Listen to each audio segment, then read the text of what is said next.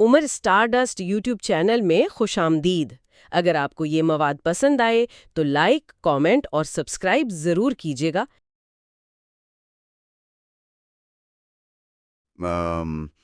تصور کریں ایک ایسے شخص کا جو ایک ہی وقت میں پاکستان کے سب سے بڑے روزنامے کا ایڈیٹر ہے اور کمیونسٹ پارٹی کا ایک اہم ستون بھی۔ بالکل، اور اس کے ساتھ ساتھ اپنے فارغ وقت میں کوانٹم فزکس اور بائیولوجی کو استعمال کر کے انسانی تاریخ کی گتھیاں سلجھا رہا ہے۔ یعنی یہ کوئی سائنس فکشن کا کردار نہیں ہے، ہاں، یہ بالکل حقیقت ہے۔ یہ 1950 کی دہائی کے پاکستان کی ایک عظیم شخصیت ہیں۔ تو آج کے اس گہرے تجزیے میں چلیں اس موضوع کی تہیں کھولتے ہیں۔ ہم بات کر رہے ہیں سید محمد تاقی کی، ایک ایسی شخصیت جنہوں نے اپنا سب کچھ وقف کر دیا۔ صحیح، ایک ایسا ذہن جس نے اردو سوچ کو سائنٹیفک مٹیریلزم یعنی سنائی مادیت کے ذریعے ایک نئی جدت دی۔ لیکن مجھے جو بات سب سے زیادہ حیران کر رہی ہے نا، کیا بات، وہ یہ تضاد ہے، یعنی صحافت کا روزمرہ کا ہنگامہ اور پھر تاریخ اور کائنات جیسے وسیع موضوع، یہ دونوں ایک ہی شخص کی سوچ میں کیسے یکجا ہو سکتے ہیں؟ بظاہر تو یہ بالکل الگ الگ دنیایں لگتی ہیں۔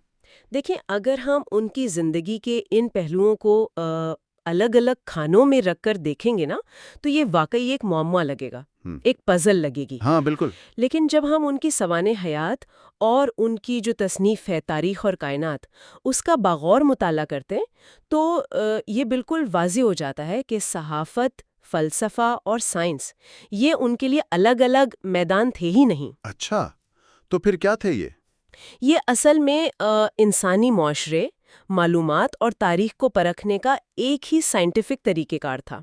یعنی وہ ان تمام ٹولز کو، ان اوزار کو استعمال کر کے اس بنیادی میکانزم کو سمجھنے کی کوشش کر رہے تھے جو انسانی تہذیب کو چلاتا ہے۔ یعنی وہ خبروں کو، تاریخ کو اور کائنات کو ایک ہی عدسے سے، ایک ہی لینس سے دیکھ رہے تھے۔ ایگزیکٹلی، بالکل یہی بات ہے۔ واو! تو چلیں اس کو ان کے صحافتی کریئر کے تناظر میں دیکھتے ہیں۔ پہلے کراچی میں روزنامہ جنگ کے ایڈیٹر کے طور پر ان کا جو کردار تھا وہ انتہائی منفرد تھا۔ بہت منفرد تھا۔ عام طور پر ایک اخبار کا ایڈیٹر کیا کرتا ہے؟ اس کا کام بس روزمرہ کے سیاسی بیانات یا حکومت کے فیصلوں یا وقتی ہنگاموں پر تبصرہ کرنا ہوتا ہے۔ ہاں، بس ستی قسم کی باتیں۔ لیکن تقی صاحب نے اس روایتی انداز کو بالکل مسترد کر دیا۔ وہ مقامی اور بین الاقوامی حالات کا تجزیہ ان طویل مدتی سماجی قوتوں یعنی لانگ ٹرم سوشل فورسز کی روشنی میں کرتے تھے، جو بظاہر ایک عام کاری کو نظر نہیں آتی۔ صحیح۔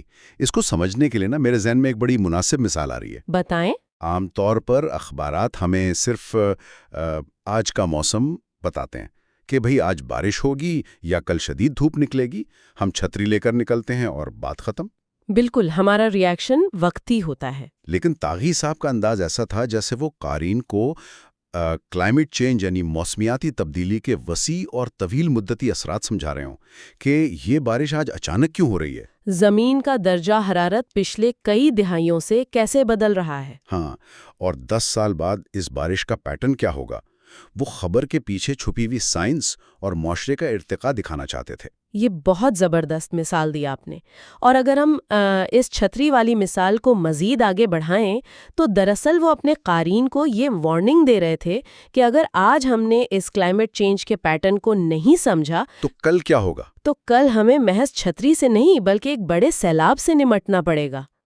بالکل۔ وہ خبروں کو معلومات کے جامع ٹکڑوں کے طور پر نہیں دیکھتے تھے، بلکہ ان کے لیے یہ سماجی ارتقاء کا ایک مسلسل اور متحرک عمل تھا، اور ان کا جو صحافتی لہجہ تھا وہ انتہائی سخت اور تجزیاتی تھا۔ اور اس کی ضرورت بھی تو تھی نا۔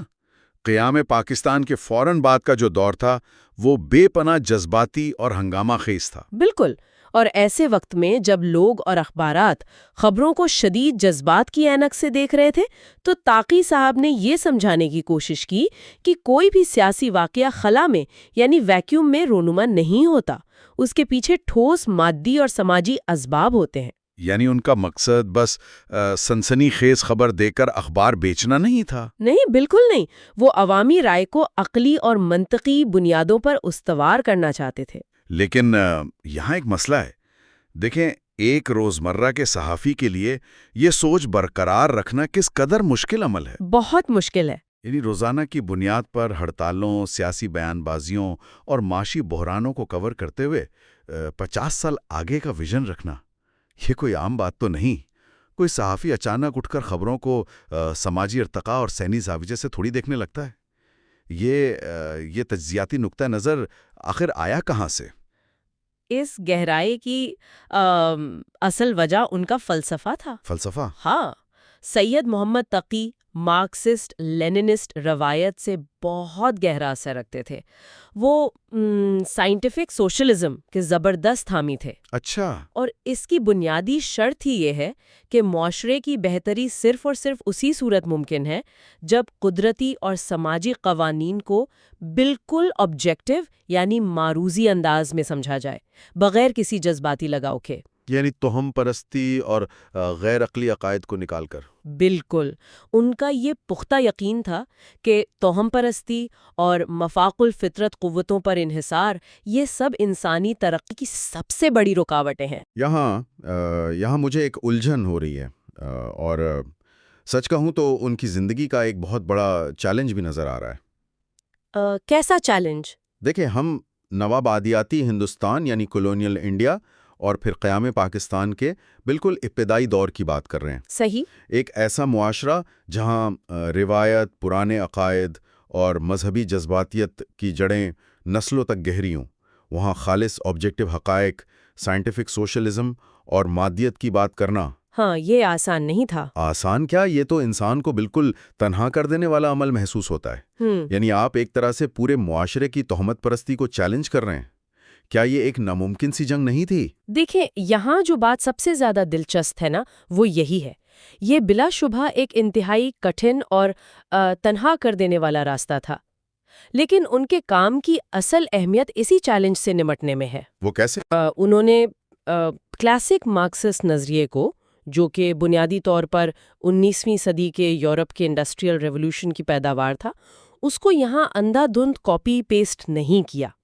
اچھا، یعنی لوکل کانٹیکسٹ میں ڈھالا۔ ایگزیکٹلی۔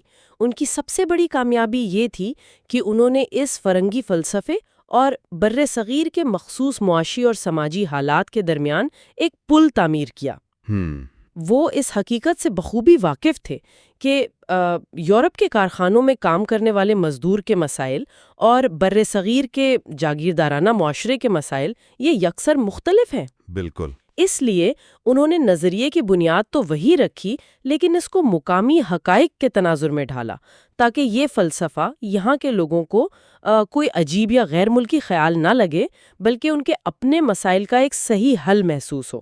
واہ، یعنی وہ ہوا میں تیر نہیں چلا رہے تھے؟ بالکل نہیں۔ اور نہ ہی محض غیر ملکی کتابوں کے ترجمے کر رہے تھے۔ اور شاید یہی وجہ ہے کہ ان کی سوچ صرف اخباری کالموں یا سیاسی تقریر تک محدود نہیں رہی۔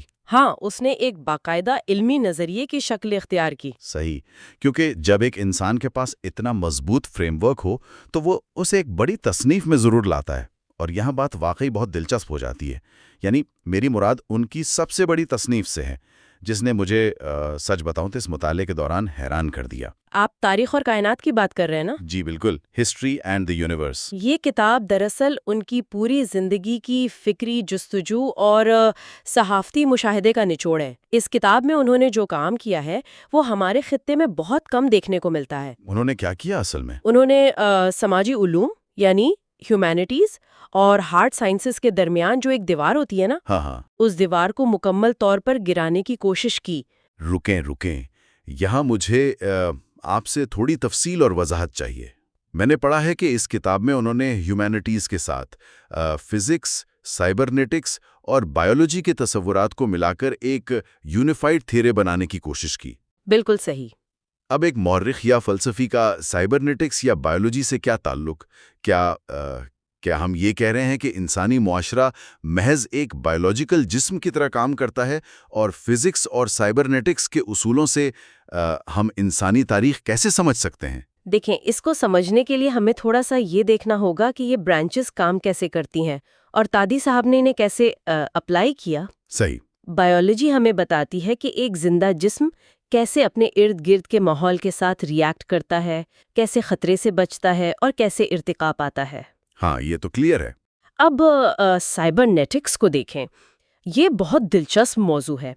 یہ دراصل سسٹمز اور ان کے کام کرنے کے طریقوں کی سائنس ہے۔ یہ ہمیں سمجھاتی ہے کہ پیچیدہ نظام یعنی کمپلیکس سسٹمز خود کو کیسے کنٹرول کرتے ہیں اور فیڈ بیک لوپس کے ذریعے معلومات کا تبادلہ کیسے ہوتا ہے۔ اچھا۔ جب تاکی صاحب ان تصورات کو انسانی سماج پر لاگو کرتے ہیں نا، تو وہ بنیادی طور پر یہ کہہ رہے ہوتے ہیں کہ انسانی معاشرہ بھی ایک انتہائی پیچیدہ، زندہ اور خود کو ریگولیٹ کرنے والا نظام ہے۔ اچھا۔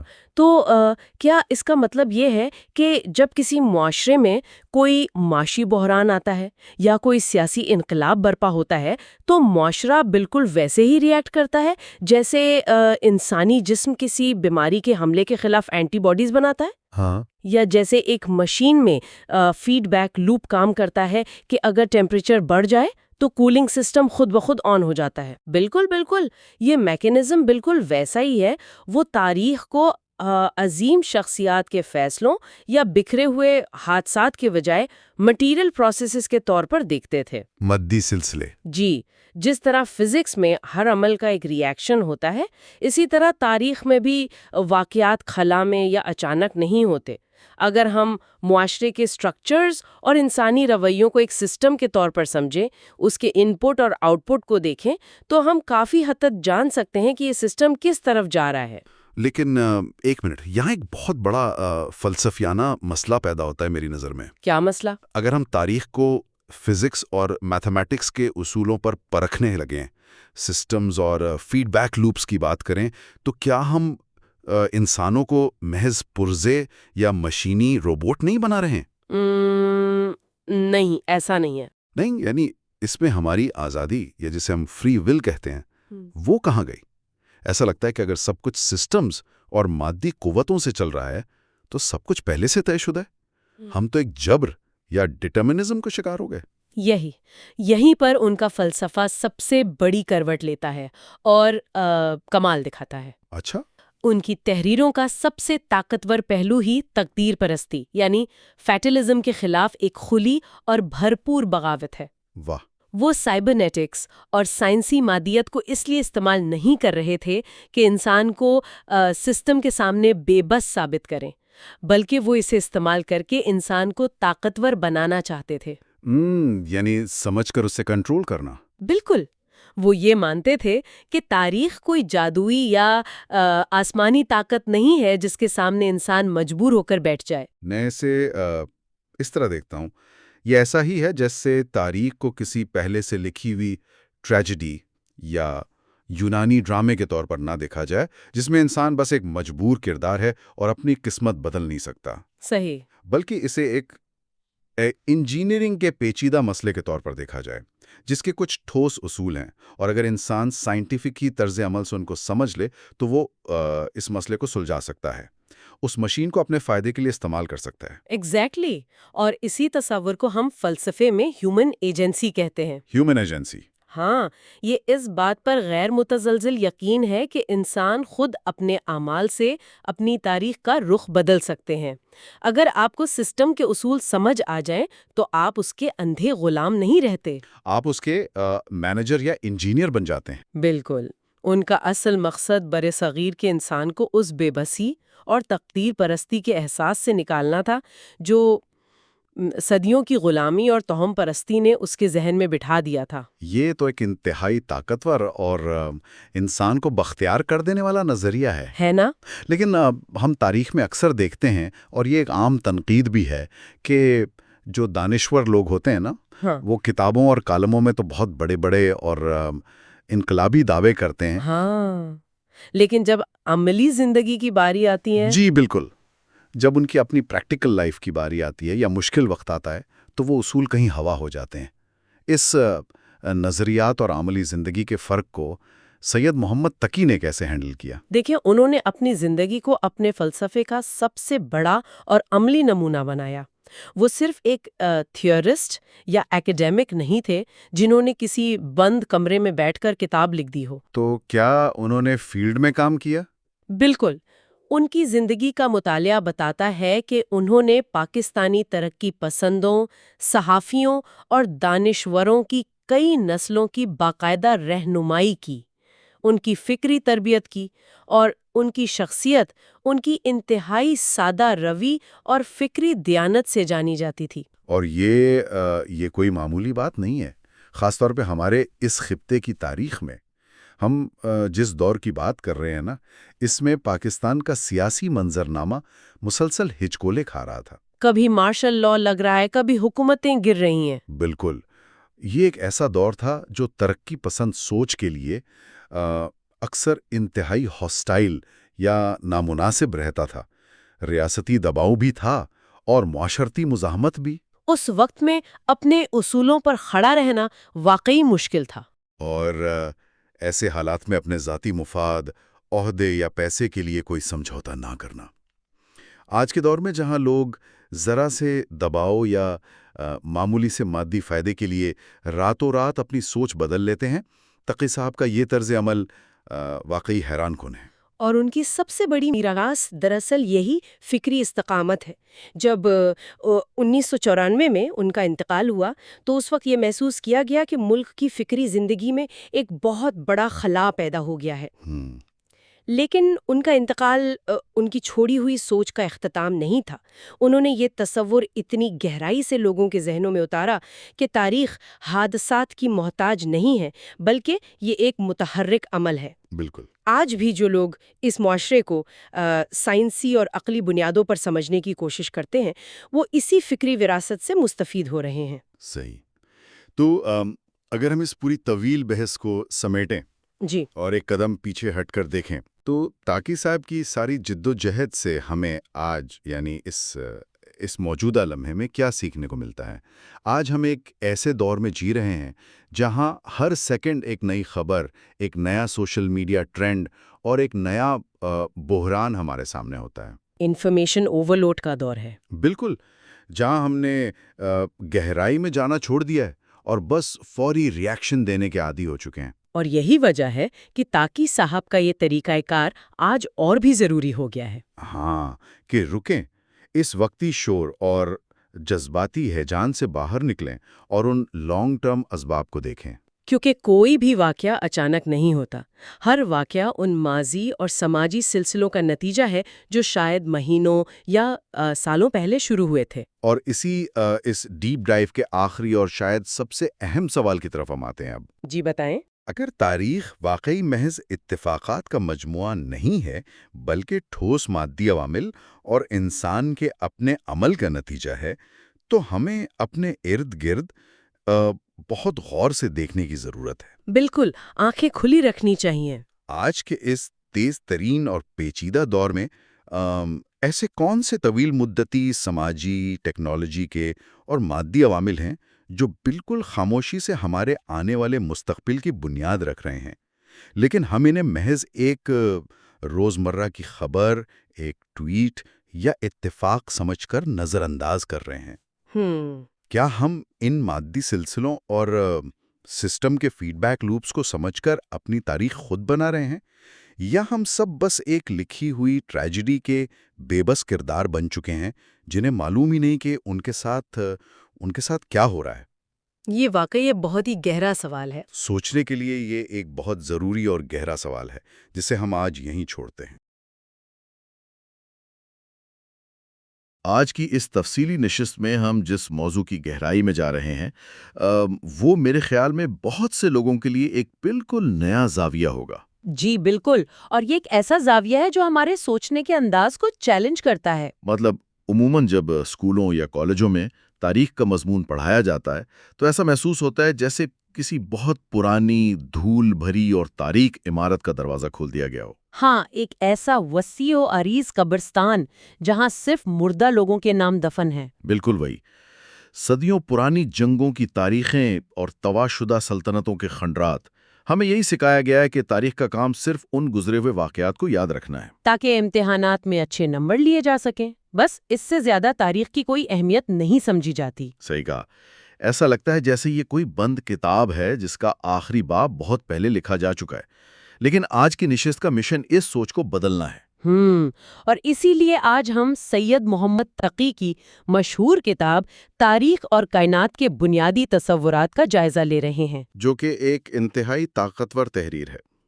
میں یہ بتاتا چلوں کہ ہم اس نشست میں کسی مخصوص سیاسی نظریے کی حمایت نہیں کر رہے، بلکہ صرف ان تصورات کو سمجھنے کی کوشش کر رہے ہیں جو ذرائع میں دیے گئے ہیں۔ بالکل، ہم غیر جانبدار رہ کر اس کتاب کے تجزیاتی مضامین پر بات کریں گے۔ تقی صاحب دراصل تاریخ کو ایک قبرستان کے بجائے ایک زندہ اور متحرک ورکشاپ کے طور پر پیش کرتے ہیں۔ واہ، ایک زندہ ورکشاپ! یعنی ہم سطحی چیزیں دیکھنے کے بجائے اس مشینری کو دیکھیں۔ اچھا، تو چلیں اس بات کی تہ تک پہنچتے ہیں۔ اگر تاریخ قبرستان نہیں ہے تو پھر کیا ہے؟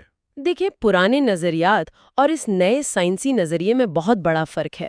ہم نے ہمیشہ یہ پڑھا ہے کہ کسی قوم کا عروج و زوال شاید کسی نامعلوم قسمت کا فیصلہ ہوتا ہے۔ جی، یا پھر کسی ایک عظیم شخص کی انفرادی ذہانت کا کمال۔ جیسے اگر سکندر اعظم نہ ہوتا تو دنیا کا نقشہ کچھ اور ہوتا۔ یا نیپولین کی وجہ سے یورپ کی تقدیر بدل گئی۔ اسے عام طور پر عظیم شخصیتوں کا نظریہ یا گریٹ مین تھیوری کہا جاتا ہے۔ ہاں، جس نے ہمیں یہ ماننے پر مجبور کیا کہ کوئی ایک کرشماتی رہنما آتا ہے اور اکیلا ہی تاریخ کا دھارا موڑ دیتا ہے۔ لیکن تقی کے نوٹس اس بات کو بالکل مسترد کرتے ہیں۔ وہ اس رومانی اور غیر سائنسی تصور کو مکمل طور پر توڑتے ہیں۔ ان کے مطابق تاریخ کسی شخص کی حادثاتی ذہانت یا کسی پراسرار قسمت کے تابع نہیں ہے۔ تو پھر یہ کس چیز کے تابع ہے؟ یہ کائنات میں موجود ستاروں اور سیاروں کی حرکت کی طرح طے شدہ اور اٹل مادی قوانین کے تحت کام کرتی ہے۔ اچھا، مطلب تاریخ ایک طرح سے حال میں چلنے والی مشین ہے۔ بالکل، جیسے طبیعیات کے قوانین ہوتے ہیں ویسے ہی انسانی معاشروں پر بھی سماجی اور معاشی قوانین لاگو ہوتے ہیں۔ لیکن ذرا رکیے، یہ تصور ایک حد تک پریشان کن بھی تو ہے۔ وہ کیسے؟ یہ تو ایسا ہی ہے جیسے ہم اب تک تاریخ کو ایک فلم کی طرح دیکھ رہے تھے، جس میں ہیروز ہیں، ویلنز ہیں، انسانی جذبات ہیں۔ صحیح۔ لیکن اب تقی گویا ہمیں پردے کے پیچھے لے جا کر ایک پروجیکٹر کی موٹر اور اس کے گھومتے ہوئے پرزے دکھا رہے ہیں۔ بہت عمدہ مثال ہے۔ اگر واقعی ہر چیز اتنی ہی سائنسی اور پیشگوئی کے قابل ہے تو پھر انسانی ارادے کی کیا حیثیت رہ جاتی ہے؟ کیا ہم واقعی ایک مشین کے بے جان پرزے ہیں؟ یہ الجھن بالکل فطری ہے، اور ذرائع کے مطابق تقی نے اس نفسیاتی پہلو پر بہت گہرائی سے بات کی ہے۔ تو اس کا جواب کیا ہے؟ اصل میں انسان کا یہ ماننا بہت مشکل ہوتا ہے کہ وہ کسی وسیع تر قانون کا پابند ہے۔ ہم قومی عظمت کے ان جھوٹے افسانوں میں زندہ رہنا پسند کرتے ہیں۔ کیونکہ یہ افسانے ہمیں تسلی دیتے ہیں کہ ہم خاص ہیں۔ بالکل، تاکہ یہ نہیں کہہ رہے کہ انسانوں یا رہنماؤں کی کوئی اہمیت نہیں، بلکہ وہ یہ سمجھاتے ہیں کہ وہ رہنما خود اس وقت کے مادی حالات اور سماجی دباؤ کی پیداوار ہوتے ہیں۔ یعنی وہ حالات تھے جنہوں نے اس رہنما کو پیدا کیا۔ جی، مثال کے طور پر فرانسیسی انقلاب لے لیں۔ وہ محض اس لیے نہیں آیا کہ چند لوگ اچانک غصے میں آ گئے تھے۔ یا رابسپیئر کی تقریریں بہت پرجوش تھیں۔ اگر وہاں رابسپیئر نہ ہوتا تو وہ مادی حالات کسی اور کو اس مقام پر کھڑا کر دیتے۔ مطلب اگر پانی کو 100 ڈگری تک گرم کیا جائے گا تو وہ ابلے گا ضرور۔ اب یہ بحث بے معنی ہے کہ پانی کا کون سا بلبلہ پہلے سطح پر آیا۔ کیا بات ہے، بہت زبردست تمثیل ہے۔ اصل چیز وہ حرارت ہے جو اس ابال کا سبب بن رہی ہے۔ تو گویا معاشرے میں جو کچھ بھی ہو رہا ہے، جو بھی جنگیں یا تبدیلیاں آ رہی ہیں، وہ ان اندرونی دباؤ اور مادی حالات کا نتیجہ ہے۔ جی، وہ کسی ایک شخص کے موڈ کا نتیجہ نہیں ہوتی، اور یہی وہ ترقی کے سیدھے اور سادہ نظریات ناکام ہو جاتے ہیں جو ہمیں سچائی سے دور رکھتے ہیں۔ ہمیں اکثر یہ فریب دیا جاتا ہے کہ انسانیت ہمیشہ ایک سیدھی لکیر میں بہتری کی طرف سفر کر رہی ہے، جبکہ حقیقت میں تاریخ ایک مادی عمل ہے۔ جب مختلف سماجی طبقوں اور ان کے وسائل کے درمیان تضاد پیدا ہوتا ہے تو ایک سماجی توانائی جنم لیتی ہے، اور یہ توانائی پرانے ڈھانچوں کو توڑ دیتی ہے۔ بالکل ویسے ہی جیسے زمین کے اندر کیمیائی عمل سے دباؤ بنتا ہے اور پھر لاوا پھوٹ پڑتا ہے۔ اگر تاریخ کے کچھ سائنسی قانون ہیں تو اس کا ہماری آج کی زندگی سے کیا تعلق ہے؟ یہاں بات واقعی بہت دلچسپ ہو جاتی ہے۔ جی، کیونکہ یہیں سے ہم موجودہ دور کے حقائق کو سمجھتے ہیں۔ ذرائع میں یہ تصور بار بار ابھرتا ہے کہ یہ جدید دنیا ایک نہ ختم ہونے والے دائرے یا لوپ میں پھنس چکی ہے۔ ایک ایسا لوپ جو بظاہر بہت ترقی یافتہ لگتا ہے لیکن اندر سے ویسا ہی کھوکھلا ہے۔ سننے والوں کے لیے یقیناً حیران کن ہوگا کہ ہمارے ہاتھوں میں اسمارٹ فونز ہیں، ہم مصنوعی ذہانت کی بات کر رہے ہیں، تکنیکی سطح پر ہم نے بے پناہ چھلانگیں لگائی ہیں۔ لیکن اگر ہم آج کی عالمی خبریں سنیں تو ایسا لگتا ہے ہم وہیں کھڑے ہیں۔ جنگیں، وسائل پر قبضہ، معاشی عدم مساوات۔ یہ وہی ساختی تباہیاں اور نظامی خامیاں ہیں جن کا سامنا ہمارے آباء و اجداد نے کیا تھا۔ مطلب یہ تو بالکل وہی مسائل ہیں جو صدیوں پہلے تھے۔ ہم اس جدید دور کے پھندے میں کیوں قید ہیں؟ کیونکہ ہم نے اوزار تو بدل لیے ہیں، ہم نے ٹیکنالوجی کو جدید کر لیا ہے، لیکن معاشروں کو چلانے کی بنیادیں وہی پرانی ہیں۔ دولت کی تقسیم کے طریقے اور طاقت کے حصول کے اصول۔ بالکل، ہم نے تکنیکی ارتقاء تو کر لیا، لیکن تاریخی ارتقاء کے ان سائنسی اصولوں کو نظر انداز کر دیا۔ یہ تو ایسا ہی ہے جیسے کسی نے پرانی بیل گاڑی کے اوپر ایک جدید ترین جیٹ انجن لگا دیا ہو۔ رفتار تو بے تحاشا بڑھ گئی، لیکن ڈھانچہ وہی پرانا ہے۔ ہاں، شور بہت ہے اور وہ بار بار ٹوٹ پھوٹ کا شکار ہو رہی ہے۔ اور لوگ اس صورتحال کو محض ایک پاگل پن سمجھتے ہیں۔ ہم اکثر سنتے ہیں کہ دنیا پاگل ہو گئی ہے، لیکن سید محمد تقی دنیا کے اس افراتفری بھرے شور کو ایک قابل فہم سگنل میں بدلتے ہیں۔ یعنی وہ بتاتے ہیں کہ یہ پاگل پن نہیں بلکہ ایک عقلی سگنل ہے۔ جی، وہ ثابت کرتے ہیں کہ یہ ان پرانے مادی تضادات کا انتہائی منطقی اور سائنسی نتیجہ ہے جنہیں ہم نے حل ہی نہیں کیا۔ جدید ٹیکنالوجی نے ان تضادات کو ختم نہیں کیا بلکہ انہیں مزید تباہ کن بنا دیا ہے۔ اور یہیں سے ہمارے مطالعے کا سب سے چبھتا ہوا سوال ابھرتا ہے۔ ہاں، کہ اگر تاریخ واقعی ایک سائنس ہے اور اس کے قوانین واضح ہیں تو ہم اس پر عمل کرنے میں اتنے ناکام کیوں ہیں؟ اس ناکامی کی سب سے بڑی وجہ یہ ہے کہ ہم نے تاریخ کو کبھی سائنس مانا ہی نہیں۔ ہم نے اسے صرف اخلاقی کہانیوں اور داستانوں تک محدود رکھا۔ ہم آج بھی تنازعات کو ہیروز اور ویلنز کے جذباتی تناظر میں پرکھتے ہیں۔ بجائے اس کے کہ ہم ان طاقتوں کا سائنسی تجزیہ کریں، ہم افراد کو برا بھلا کہتے ہیں لیکن اس نظامی ڈھانچے کو نہیں بدلتے۔ بالکل، ہم ان ساختی خامیوں کو نظر انداز کرتے ہیں جو ان افراد کو وہ فیصلے کرنے پر مجبور کرتی ہیں۔ تو پھر اس خامیوں کی نشاندہی کے بعد اب باری آتی ہے اس کے حل کی۔ ہم اس دائرے سے باہر کیسے نکلیں؟ سب سے پہلا قدم یہ ہے کہ ہم تاریخ کا مطالعہ کرنے کا اپنا طریقہ تبدیل کریں۔ مطلب ہم وہ کیا اور کب والے چکر سے باہر نکلیں؟ جی، روایتی تعلیم نے ہمارا زور صرف اس پر رکھا کہ کیا ہوا اور کب ہوا۔ فلاں جنگ کے سال ہوئی، فلاں بادشاہ کب مرا۔ یہ تو صرف معلومات کا انبار ہے، اصل کمال یہ سمجھنا ہے کہ یہ سب کیوں اور کیسے ہوا۔ یعنی اس زوال یا جنگ کے پیچھے کون سے معاشی اور طبقاتی عوامل کارفرما تھے؟ بالکل، اور اسی سلسلے میں ایک اور بہت اہم تصور ہے جس پر ذرائع زور دیتے ہیں، اور وہ ہے تضادات کی جدلیاتی نوعیت۔ Dialectical nature of contradictions. جب میں یہ اصطلاح پڑھ رہا تھا تو میرے ذہن میں زمینی ساخت یا ٹیکٹونک پلیٹس کی مثال آئی۔ وہ کس طرح؟ بظاہر زمین اوپر سے پرسکون لگتی ہے، لیکن گہرائی میں دو پلیٹیں مسلسل رگڑ کھا رہی ہوتی ہیں۔ دباؤ بڑھتا ہے اور پھر اچانک زلزلہ آتا ہے۔ واہ، یہ اس جدلیاتی نوعیت کو سمجھنے کے لیے ایک بہترین مثال ہے۔ تو کیا معاشرے میں بھی ایسے ہی طبقاتی اور مادی زلزلے آتے ہیں؟ بالکل، کسی بھی معاشرے میں طاقت کا توازن ہمیشہ کے لیے ایک جیسا نہیں رہتا۔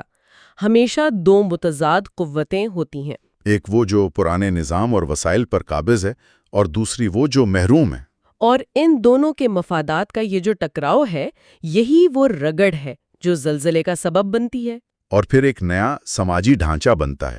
یعنی یہ ٹکراؤ ہی تاریخ کی مشین کا اصل ایندھن ہے۔ انسانی عقل کا مسلسل ارتقاء کوئی پرامن عمل نہیں ہے، یہ اسی کشمکش کا نتیجہ ہے۔ اگر ہم آج کی مثال لیں تو مصنوعی ذہانت یعنی AI اور روایتی مزدور طبقے کی کشمکش بھی تو یہی تضاد ہے۔ آئین ممکن ہے، یہ ایک بہت واضح مادی تضاد ہے۔ سرمایہ دارانہ نظام کی کم لاگت کی خواہش اور انسانوں کے روزگار کا مسئلہ، یہ دونوں قوتیں ٹکرا رہی ہیں، اور اس سے جو نیا نظام بنے گا وہ تاریخ کا اگلا باب ہوگا۔ اور جب انسان یہ سمجھ لیتا ہے تو اس کا دنیا کو دیکھنے کا زاویہ مکمل طور پر بدل جاتا ہے۔ پھر وہ ایک خاموش تماشائی نہیں رہتا، وہ خبروں کے پیچھے موجود مادی مفادات کو دیکھ سکتا ہے۔ جی، اور یہی تو تنقیدی سوچ کی اہمیت ہے۔ معلومات کی اس بھرمار میں تنقیدی سوچ کے بغیر انسان محض آلہ کار بن جاتا ہے۔ تو اس سب کا آخر مطلب کیا ہے؟ مطلب یہ کتاب ہمیں ایک تجزیہ کار بننے کی دعوت دے رہی ہے؟ بالکل. مستقبل کوئی ایسا راز نہیں ہے جس کا بیٹھ کر انتظار کیا جائے. بلکہ یہ ایک ایسا ڈھانچہ ہے جسے ہمیں خود تعمیر کرنا ہے، شعوری فیصلوں کے ذریعے. جی ہاں، اور یہیں پر ہم اپنی آج کی اس گفتگو کو سمیٹ سکتے ہیں. اگر ہم اس کا جامع خلاصہ کریں تو سید محمد تقی کی تاریخ اور کائنات ہمیں بتاتی ہے کہ تاریخ مافوق الفطرت قوتوں کی جاگیر نہیں ہے. یہ ایک مشین ہے، اور ہمارا کام صرف پرزوں کو دیکھنا نہیں بلکہ اس مشین کو سمجھنے والا مکینک بننا ہے. صحیح. اور یہ معلومات محض کوئی علمی بحث نہیں ہے، یہ دنیا کی پیچیدگیوں کو سمجھنے کی ایک طاقتور اینک ہے. ایک ایسا ٹول جو ہمیں معلومات کے بوجھ تلے دبے بغیر حقائق تک پہنچاتا ہے. بالکل. اچھا، اس پوری تفصیلی بحث کے بعد میرے ذہن میں ایک بہت ہی گہرا اور شاید تھوڑا اشتعال انگیز خیال آ رہا ہے. وہ کیا؟ جو کچھ ہم نے ذرائع سے اخذ کیا اس کی روشنی میں یہ سوچنے پر مجبور ہونا پڑتا ہے کہ اگر تاریخ واقعی ایک مشین ہے جو مستقل اور اٹل طبعی قوانین کے تحت چل رہی ہے اور ہم محض اس کے پرزے ہیں، جی، تو کیا ہماری آج کی تمام تر کوششیں اور جدید فیصلے بھی کسی پہلے سے طے شدہ قانون کا حصہ ہیں؟ یہ ایک بہت ہی گہرا سوال ہے. کیا ہم واقعی شعوری طور پر مستقبل تعمیر کر رہے ہیں یا تاریخ کی یہ مشین ہمیں استعمال کرتے ہوئے اپنا اگلا باب خود لکھ رہی ہے؟ یہ واقعی سوچنے کی بات ہے. اگلی بار جب دنیا کی کوئی بڑی خبر سامنے آئے تو اس پر ضرور غور کیجیے گا کہ آپ اس تاریخی مشین کی کون سی گراری کو گھومتے ہوئے دیکھ رہے ہیں، اور کیا ہم گراری گھما رہے ہیں یا مشین ہمیں گھما رہی ہے. دیکھیں، میڈیکل سائنس میں ایک ٹوٹی ہوئی ہڈی کو ایکس رے پر دیکھنا اور ڈائگنوز کرنا انتہائی واضح اور آسان ہوتا ہے. مطلب مسئلہ بالکل سامنے ہوتا ہے اور اس کا حل بھی. ہاں، بالکل واضح ہوتا ہے. صحیح نا؟ لیکن جب بات انسانی تاریخ، معاشرتی ترقی اور قوموں کے عروج و زوال کے پیچیدہ دنیا کی ہو تو اچانک لگتا ہے جیسے وہ جو ایکس رے مشین تھی وہ بالکل خراب ہو گئی ہے. تاریخ کا منظر سچ پوچھئے تو کافی دھندلا اور الجھا ہوا لگتا ہے مجھے تو. اصل میں انسانی تاریخ کو سمجھنا کبھی آسان رہا ہی نہیں، کیونکہ یہاں 2 اور 2 ہمیشہ 4 نہیں ہوتے. مطلب فزکس یا انجینئرنگ میں تو ہم چیزوں کو واضح خانوں میں یا کیٹیگریز میں تقسیم کر سکتے ہیں، کاز اور ایفیکٹ واضح ہوتے ہیں، پر معاشرتی الجھنوں کو ڈائگنوز کرنا کیا کہتے ہیں اسے، ایک ڈائگنوسٹک مڈی واٹرز، یعنی ایک تشخیصی دھند میں راستہ تلاش کرنے کے مترادف ہے. صحیح بات ہے، اور یہی وجہ ہے کہ آج کا ہمارا یہ جو تفصیلی جائزہ ہے یہ اسی دھند کو صاف کرنے کی ایک انتہائی دلچسپ کوشش ہے. آج ہم جس تحقیق کی گہرائی میں اتر رہے ہیں وہ سید محمد تقی کی مشہور کتاب تاریخ اور کائنات یعنی ہسٹری اینڈ دی یونیورس ہے. ایک بہت ہی اہم اور ڈیپ ٹاپک ہے یہ. بالکل، اور ہمارا مقصد یہ سمجھنا ہے کہ کیا انسانی تاریخ کو واقعی کائنات کے طبعی قوانین یعنی فزیکل لاز کے ذریعے سمجھا جا سکتا ہے. اس کتاب میں تاریخی واقعات کو اس روایتی انداز سے ہٹ کر ایک معاشرتی فزکس یعنی فزکس آف سوسائٹی کے طور پر پیش کیا گیا ہے. اور یہ ایک بالکل نیا زاویہ ہے سوچنے کا، ہے نا؟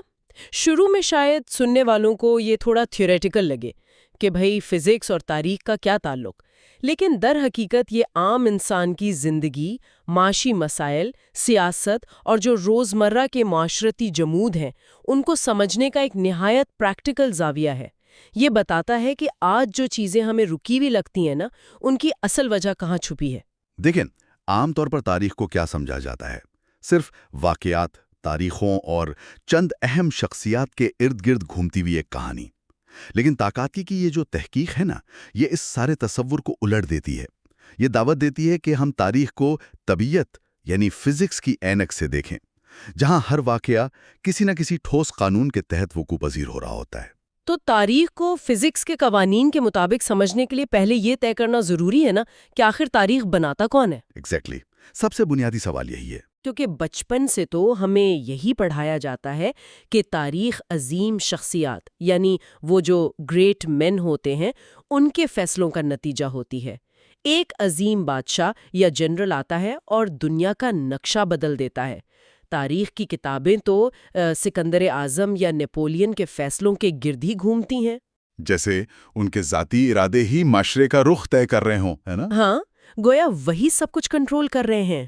لیکن یہاں جو سب سے حیران کن بات ہے وہ یہ ہے کہ تغے اس روایتی سوچ کو پوری طرح رد کرتے ہیں۔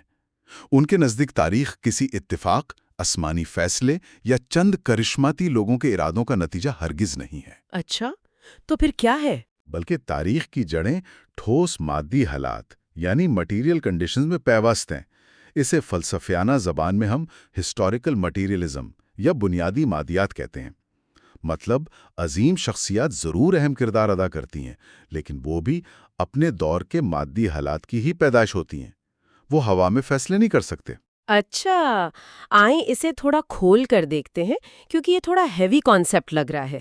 ان مادی حالات یا مٹیریل کنڈیشن سے ان کی آخر مراد کیا ہے؟ دیکھیں، مادی حالات سے مراد سیدھی سی یہ ہے کہ کوئی بھی معاشرہ اپنا پیٹ کیسے پالتا ہے، اس کا معاشی نظام کیا ہے، اس کی ٹیکنالوجی کتنی جدید ہے، وسائل کہاں سے آ رہے ہیں، اور لوگ محنت یا لیبر کیسے کر رہے ہیں۔ صحیح، یعنی اکانومی اور ریسورسز کی بات ہو رہی ہے۔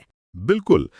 کتاب اس ٹھوس ڈھانچے کو معاشرے کی بنیاد یا بیس کہتی ہے، اور اس نظام کا سب سے بڑا اصول یہ ہے کہ یہ بنیادی طے کرتی ہے کہ اس معاشرے کے قوانین کیسے ہوں گے، وہاں کی سیاست کس رخ پر چلے گی، اور اس کی ثقافت یعنی کلچر کیسا ہوگا۔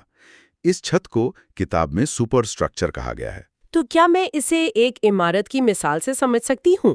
جیسے کسی عمارت کی بنیاد یعنی اس کے ریسورسز، اس کی اینٹ اور گارا، یہ سبھی یہ طے کرتی ہے کہ اس پر کس قسم کی چھت یعنی کلچر اور لاز ڈالی جا سکتی ہیں۔ ہاں، بہت عمدہ مثال ہے یہ۔ کیونکہ اگر بنیاد مٹی کی ہو اور کمزور ہو تو اس پر ایک شاندار اور بھاری لوہے کی چھت ڈالنا تو ناممکن ہے نا، چھت گر جائے گی۔ ایگزیکٹلی۔ بنیاد اور چھت یعنی بیس اور سپر سٹرکچر کا جو رشتہ ہے وہ کوئی اتفاقی نہیں ہے، بلکہ سیدھا سبب اور نتیجے کا یعنی کاز اینڈ ایفیکٹ کا رشتہ ہے۔ اگر ہم اسے ایک ٹھوس تاریخی مثال سے سمجھیں تو غلامی کے دور پر تھوڑا غور کریں۔ اچھا، غلامی کا دور، صحیح۔ جب دنیا کی معیشت زراعت اور ہاتھ کی محنت پر مبنی تھی، یعنی بنیاد یہ تھی، تو اس وقت کے قانون، ثقافت اور یہاں تک کہ مذہبی تشریحات نے بھی غلامی کو جائز اور ضروری قرار دیا۔ وہ ان کا سپر سٹرکچر تھا۔ او واو، یعنی اکانومی ایسی تھی تو سوسائٹی نے اس کو جسٹیفائی کر دیا۔ بالکل۔ لیکن جب انڈسٹریل ریولوشن آیا، سٹیم انجن اور مشینری ایجاد ہوئی تو بنیاد بدل گئی۔ اب معاشرے کو ان پڑھ غلاموں کی ضرورت نہیں تھی، بلکہ آزاد اور ہنرمند مزدوروں کی ضرورت تھی جو فیکٹری چلا سکیں۔ صحیح، تو یعنی بنیاد تبدیل ہو گئی تو چھت خود ہی بدلنی پڑی۔ نتیجتاً وہی ہوا، پرانا سپر سٹرکچر ٹوٹ گیا اور نئے قوانین وجود میں آئے جنہوں نے غلامی کو غیر قانونی قرار دے دیا۔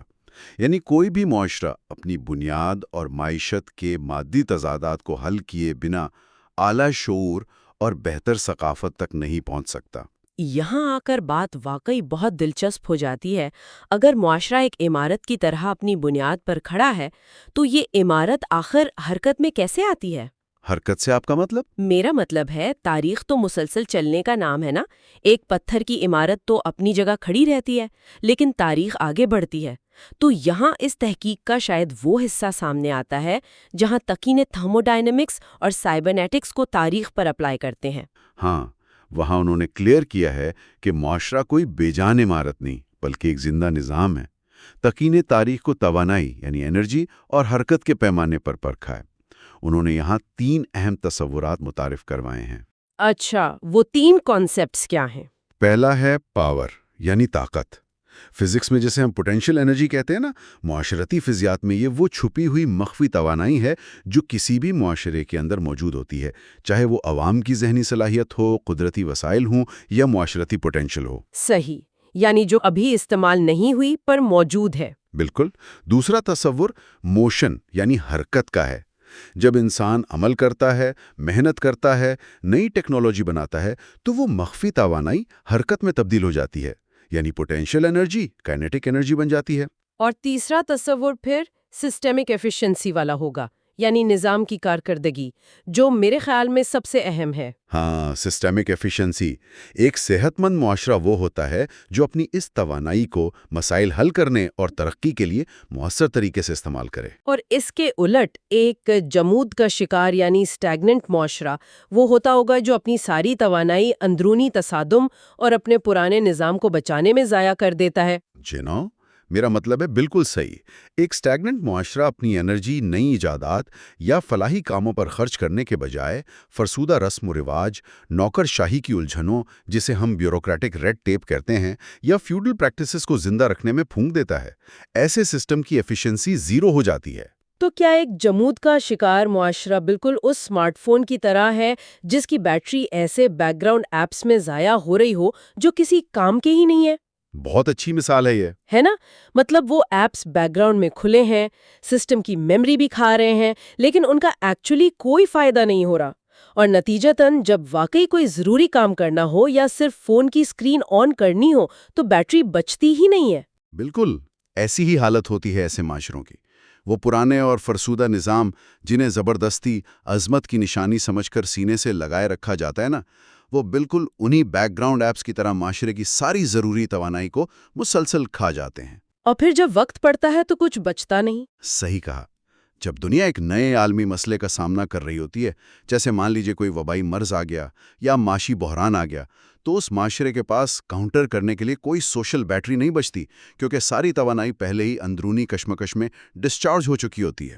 لیکن یہاں مجھے ایک بڑا اہم سوال اٹھانا ہے اور میں اس مقام پر تھوڑا پش بیک دینا چاہوں گی. جی پوچھیں. اگر توانائی کو اندرونی تصادم میں ضائع کرنا معاشرے کو جمود کا شکار بناتا ہے، تو کیا اس کا مطلب یہ نکالیں کہ ہر قسم کا تصادم، کانفلکٹ یا تضاد برا ہے؟ کیونکہ عام طور پر تو یہی سمجھا جاتا ہے نا کہ معاشرے میں اتفاق ہونا چاہیے، سب کو ایک پیج پر ہونا چاہیے، اور تضاد ایک خرابی کی علامت ہے. ہاں، عمومی تاثر تو یہی ہے. لیکن جہاں تک میں تحقیقی کتاب کے نوٹ سمجھ پائی ہوں، وہ تو کہہ رہے ہیں کہ تضادات یعنی کانٹرڈکشنز معاشرے کی ناکامی نہیں بلکہ تاریخ کا ایندھن یعنی فیول ہیں. یہ دونوں باتیں ایک ساتھ کیسے سچ ہو سکتی ہیں؟ کیا واقعی تصادم کے بغیر ترقی ناممکن ہے؟ اگر ہم اسے بڑے تناظر میں رکھ کر دیکھیں نا، تو یہ نقطہ اس کتاب کا دل ہے. ڈائلیکٹکس آف کانٹرڈکشنز یعنی تضادات کا علم. تضاد سے مراد خرابی، لڑائی جھگڑا یا انارکی ہرگز نہیں ہے. تو پھر اس کا اصل مطلب کیا ہے یہاں؟ ہر معاشرے میں نیچرلی مختلف طبقات، عقائد اور مادی حقیقت یا ہمارے ماحول اور خواہشات کے درمیان ایک کھچاؤ یعنی ٹینشن موجود ہوتا ہے. ایک طرف سرمایہ دار ہے جو منافع کو بڑھانا چاہتا ہے، دوسری طرف مزدور ہے جو بہتر اجرت چاہتا ہے. یہ تو ایک بیسک مٹیریل تضاد ہو گیا. بالکل، یہ ایک مادی تضاد ہے. تاکہ یہ سمجھتے ہیں کہ یہ ٹینشن دراصل وہ دباؤ ہے جو معاشرے کو اس مسئلے کا نیا اور بہتر حل تلاش کرنے پر مجبور کرتا ہے. یعنی ایک طرح سے یہ تضاد معاشرے کو بے حس ہونے سے بچاتا ہے، اسے جگائے رکھتا ہے. لیکن اس ٹینشن کا آخر حل کیا نکلتا ہے؟ جب معاشرہ ان تضادات کو پہچان لیتا ہے تو وہ انہیں حل کرنے کے لیے ایک نئی شکل اختیار کرتا ہے، جسے فلسفے میں سنتھیسس کہتے ہیں. اچھا، سنتھیسس. ہاں، پرانے نظام اور نئی ضرورتوں کے ٹکراؤ سے ایک تیسرا بہتر نظام پیدا ہوتا ہے. یہی تو ترقی ہے. اصل خطرہ ان تضادات کا وجود میں آنا نہیں ہے، بلکہ اصل خطرہ یہ ہے کہ ان تضادات کو پہچاننے سے انکار کر دیا جائے یا انہیں اسٹیٹ کی طاقت سے زبردستی دبایا جائے. یعنی ان کو اگنور کرنا زیادہ ڈینجرس ہے. بہت زیادہ. اگر آپ ایک سٹیم انجن میں بننے والی بھاپ اور دباؤ کو باہر نکالنے کا یا استعمال ہونے کا راستہ نہیں دیں گے تو انجن آخرکار پھٹ جائے گا نا. اور اسی پھٹنے کو تاریخ میں انقلاب یا ریولوشن کہتے ہیں. تضادات معاشرے کی حرکت کو آگے دھکیلنے والا وہی سٹیم یا ایندھن ہے. بنا فرکشن کے گاڑی آگے نہیں بڑھ سکتی. کمال کی وضاحت ہے. یعنی کانفلکٹ ہی وہ ڈرائیونگ فورس ہے جو ہمیں مجبور کرتی ہے کہ ہم معاشرے کے نظام کو اپڈیٹ کریں. ایک ایسی سوسائٹی جو بالکل پرسکون ہو، جہاں کوئی سوال یا تضاد نہ ہو، وہ دراصل ایک مردہ سوسائٹی ہے. صحیح الفاظ میں بالکل یہی بات ہے. لیکن ایک سوال یہاں یہ بنتا ہے کہ معاشرہ ان تضادات کو سمجھنے اور حل کرنے کے لیے آخر کس چیز کا استعمال کرتا ہے؟ وہ کون سا ذہنی آلہ یا انٹلیکچول ٹول ہے جو ہمیں یہ سب سمجھنے میں مدد دیتا ہے؟ ایک تضاد خود بخود تو حل نہیں ہو جاتا نا. یہی وہ پوائنٹ ہے جہاں ہماری یہ تحقیق شعور کے سفر میں داخل ہوتی ہے، جسے کتاب میں دی ایوولوشنری اسپیکٹرم آف نالج کہا گیا ہے. اچھا، شعور کا ارتقائی سفر. ہاں، ان تضادات کو حل کرنے کے لیے انسانیت نے شعور اور علم کا جو لمبا سفر طے کیا ہے، تحقیق نے اسے 4 اہم درجوں میں تقسیم کیا ہے۔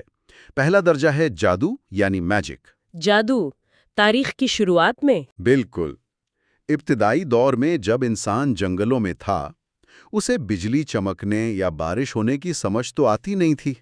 اس نے اشیاء کائنات پر قابو پانے کے لیے جادو اور ٹوٹکوں کا سہارا لیا۔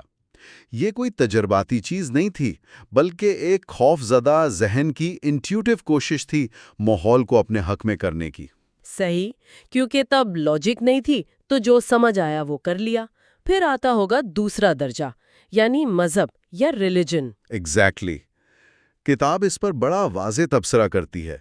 جب چھوٹے قبیلے مل کر بڑے معاشروں اور شہروں میں تبدیل ہونے لگے تو انہیں جوڑے رکھنے کے لیے ایک ایسے معاشرتی ڈھانچے کی ضرورت تھی جو سب کو ایک مرکز پر جمع کر سکے۔ یعنی ایک شیئرڈ بلیف سسٹم چاہیے تھا۔ صحیح پکڑا آپ نے۔ مذہب نے عام لوگوں کو ایک مشترکہ یقین دیا، ایک سوشل اسکیفولڈنگ فراہم کی جس کے تحت ابتدائی پیچیدہ معاشروں نے کام کرنا شروع کیا۔ مذہب نے معاشرے کو قوانین دیے۔ لیکن سفر یہاں رکا نہیں، پھر شعور ارتقا کرتا ہے تیسرے درجے کی طرف، جو کہ فلسفہ یعنی فلسفی ہے۔ ہاں، اور آخر میں چوتھا درجہ آتا ہے سائنس، جو موجودہ دور کا عروج ہے۔ یہاں انسان مادی دنیا کو سمجھنے اور اپنے معاشرے کو بہتر بنانے کے لیے ٹھوس عقلیت یعنی آبجیکٹیو ریشنالٹی کا استعمال کرتا ہے۔ مجھے ان 4 درجوں کی تقسیم میں فلسفہ والا پوائنٹ بڑا گہرا معلوم ہوتا ہے۔ فلسفہ اس ارتقائی سفر میں مذہب اور سائنس کے درمیان آخر پل یعنی برج کا کام کیسے کرتا ہے؟ ایک زمانے تک تو فلسفے کو مذہب کا دشمن یا سائنس کا مخالف بھی سمجھا جاتا رہا ہے۔ اصل میں فلسفے کا کام دشمن ہونا نہیں، بلکہ ذہن کو آزاد کرنا تھا۔ دیکھیں، مذہب عام طور پر عقیدت یا ڈوگما پر مبنی ہوتا ہے، جہاں سوالوں کے جواب پہلے سے موجود ہوتے ہیں اور انہیں بلا چنو چرا ماننا ہوتا ہے۔ صحیح، you just have to believe it۔ لیکن فلسفے نے انسان کو سوال کرنا سکھایا۔ اس نے بتایا کہ ہر چیز پر شک کیا جا سکتا ہے۔ فلسفے نے منطق یعنی لاجک اور تنقیدی سوالات کی بنیاد رکھی۔ اس روش نے اس ذہنی ڈھانچے کو تیار کیا جس پر آگے چل کر سائنس کی عظمت تعمیر ہوئی۔ تو اگر فلسفہ نہ ہوتا تو سائنس کی بنیاد نہیں رکھی جا سکتی تھی؟ بالکل۔ اگر فلسفہ ذہن کو آزاد نہ کرتا تو سائنس کبھی تجربات کی طرف نہ جا پاتی۔ اور اس کتاب میں ایک اور کلیئر کرنے والی بات یہ ہے کہ سائنس سے مراد صرف فزیکل کیمسٹری کی لیبارٹری کے تجربات نہیں ہیں۔ تو معاشرتی سائنس سے یہاں کیا مراد ہے؟ معاشرتی سائنس کا مطلب ہے معاشرے کو منظم کرنے کے لیے جذبات اور عقیدت کے بجائے ٹھوس اور عقلی فیصلے کرنا، سبب اور نتیجے کو سمجھ کر پالیسی بنانا۔ تو ان سب باتوں کا آخر مطلب کیا ہے؟ میرا مطلب ہے، اگر ہم انسانی شعور کے اس سفر کے آخری درجے یعنی سائنس تک پہنچ گئے ہیں، تو اس سفر کی آخری منزل کیا ہونی چاہیے؟ جب ہم تاریخ کو سمجھنے کے لیے معاشرے پر فزیکل لاز لگاتے ہیں، توانائی کے تھرموڈائنامکس کو دیکھتے ہیں، تضادات کے انجن کو چلاتے ہیں اور فلسفے سے ہوتے ہوئے سائنس تک آتے ہیں، تو آخر ہم کس قسم کا معاشرہ بنانا چاہتے ہیں؟ اس سب مشقت کا مقصد کیا ہے آخر؟ طاحون کے مطابق تاریخ کی آخری منزل ایک بہتر معاشرہ یعنی دی بیٹر سوسائٹی کی تشکیل ہے، اور یہ سمجھنا بہت ضروری ہے کہ یہ کوئی یوٹوپین فینٹیسی یا آسمانی جنت نہیں ہے جہاں مسائل ہوں گے ہی نہیں۔ یہ ایک ٹھوس سختی مقصد ہے، ایک اسٹرکچرل آبجیکٹو جو واقعی حاصل کیا جا سکتا ہے۔ تو اس بیٹر سوسائٹی کی کچھ نشانیاں بھی ہوں گی؟ میرے خیال میں ایک ایسا معاشرہ جہاں معاشرتی توانائی یا سوشل انرجی کا اس قدر بہترین استعمال ہو کہ طبقاتی استحصال یا ایکسپلائٹیشن کو جڑ سے ختم کیا جا سکے۔ بالکل۔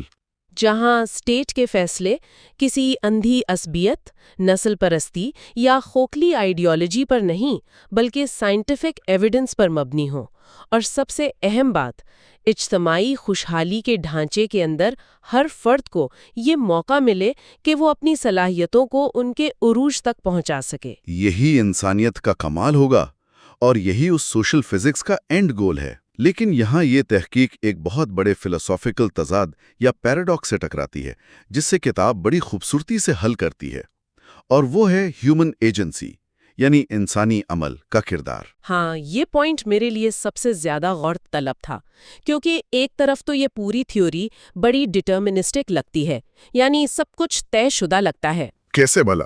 دیکھیں، اگر تاریخ فزکس کے قوانین سے چل رہی ہے، بنیاد ہی طے کر رہی ہے کہ چھت کیسی ہوگی، توانائی کے قوانین سوسائٹی پر لاگو ہو رہے ہیں، تو اچانک لگتا ہے کہ انسان تو مجبور ہے، تاریخ کی لہر ہمیں خود ہی بہا کر لے جا رہی ہے، تو پھر ہمارا کیا کام؟ لیکن دوسری طرف یہ کتاب انسان پر ہی کتنی بڑی ذمہ داری ڈال رہی ہے کہ ان قوانین کو سمجھ کر اب خود سٹیئرنگ وہیل سنبھالو۔ یہ تضاد آخر کیسے حل ہوتا ہے؟ یہ ایک بہت اہم سوال کو جنم دیتا ہے، اور تقریر اس کا انتہائی متوازن جواب دیتے ہیں۔ ان کا ماننا ہے کہ تاریخ بلا شبہ طبعی قوانین کے تحت چلتی ہے، پر انسانی عقل کی ذمہ داری اس سے کہیں زیادہ بڑی ہے۔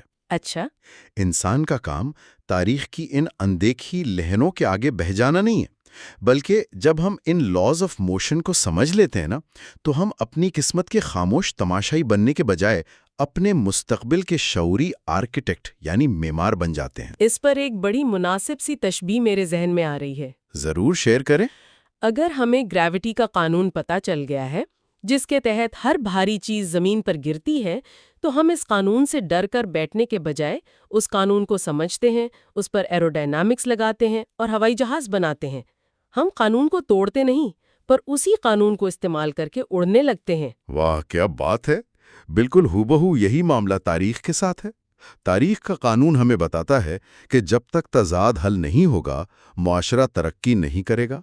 اب یہ انسانی عقل کی ذمہ داری ہے کہ وہ اس تضاد کو اپنے تجربات اور شعور سے پہچانے اور سائنس کی مدد سے اس کا ٹھوس حل نکالے۔ یعنی خود ایکشن لے۔ بالکل۔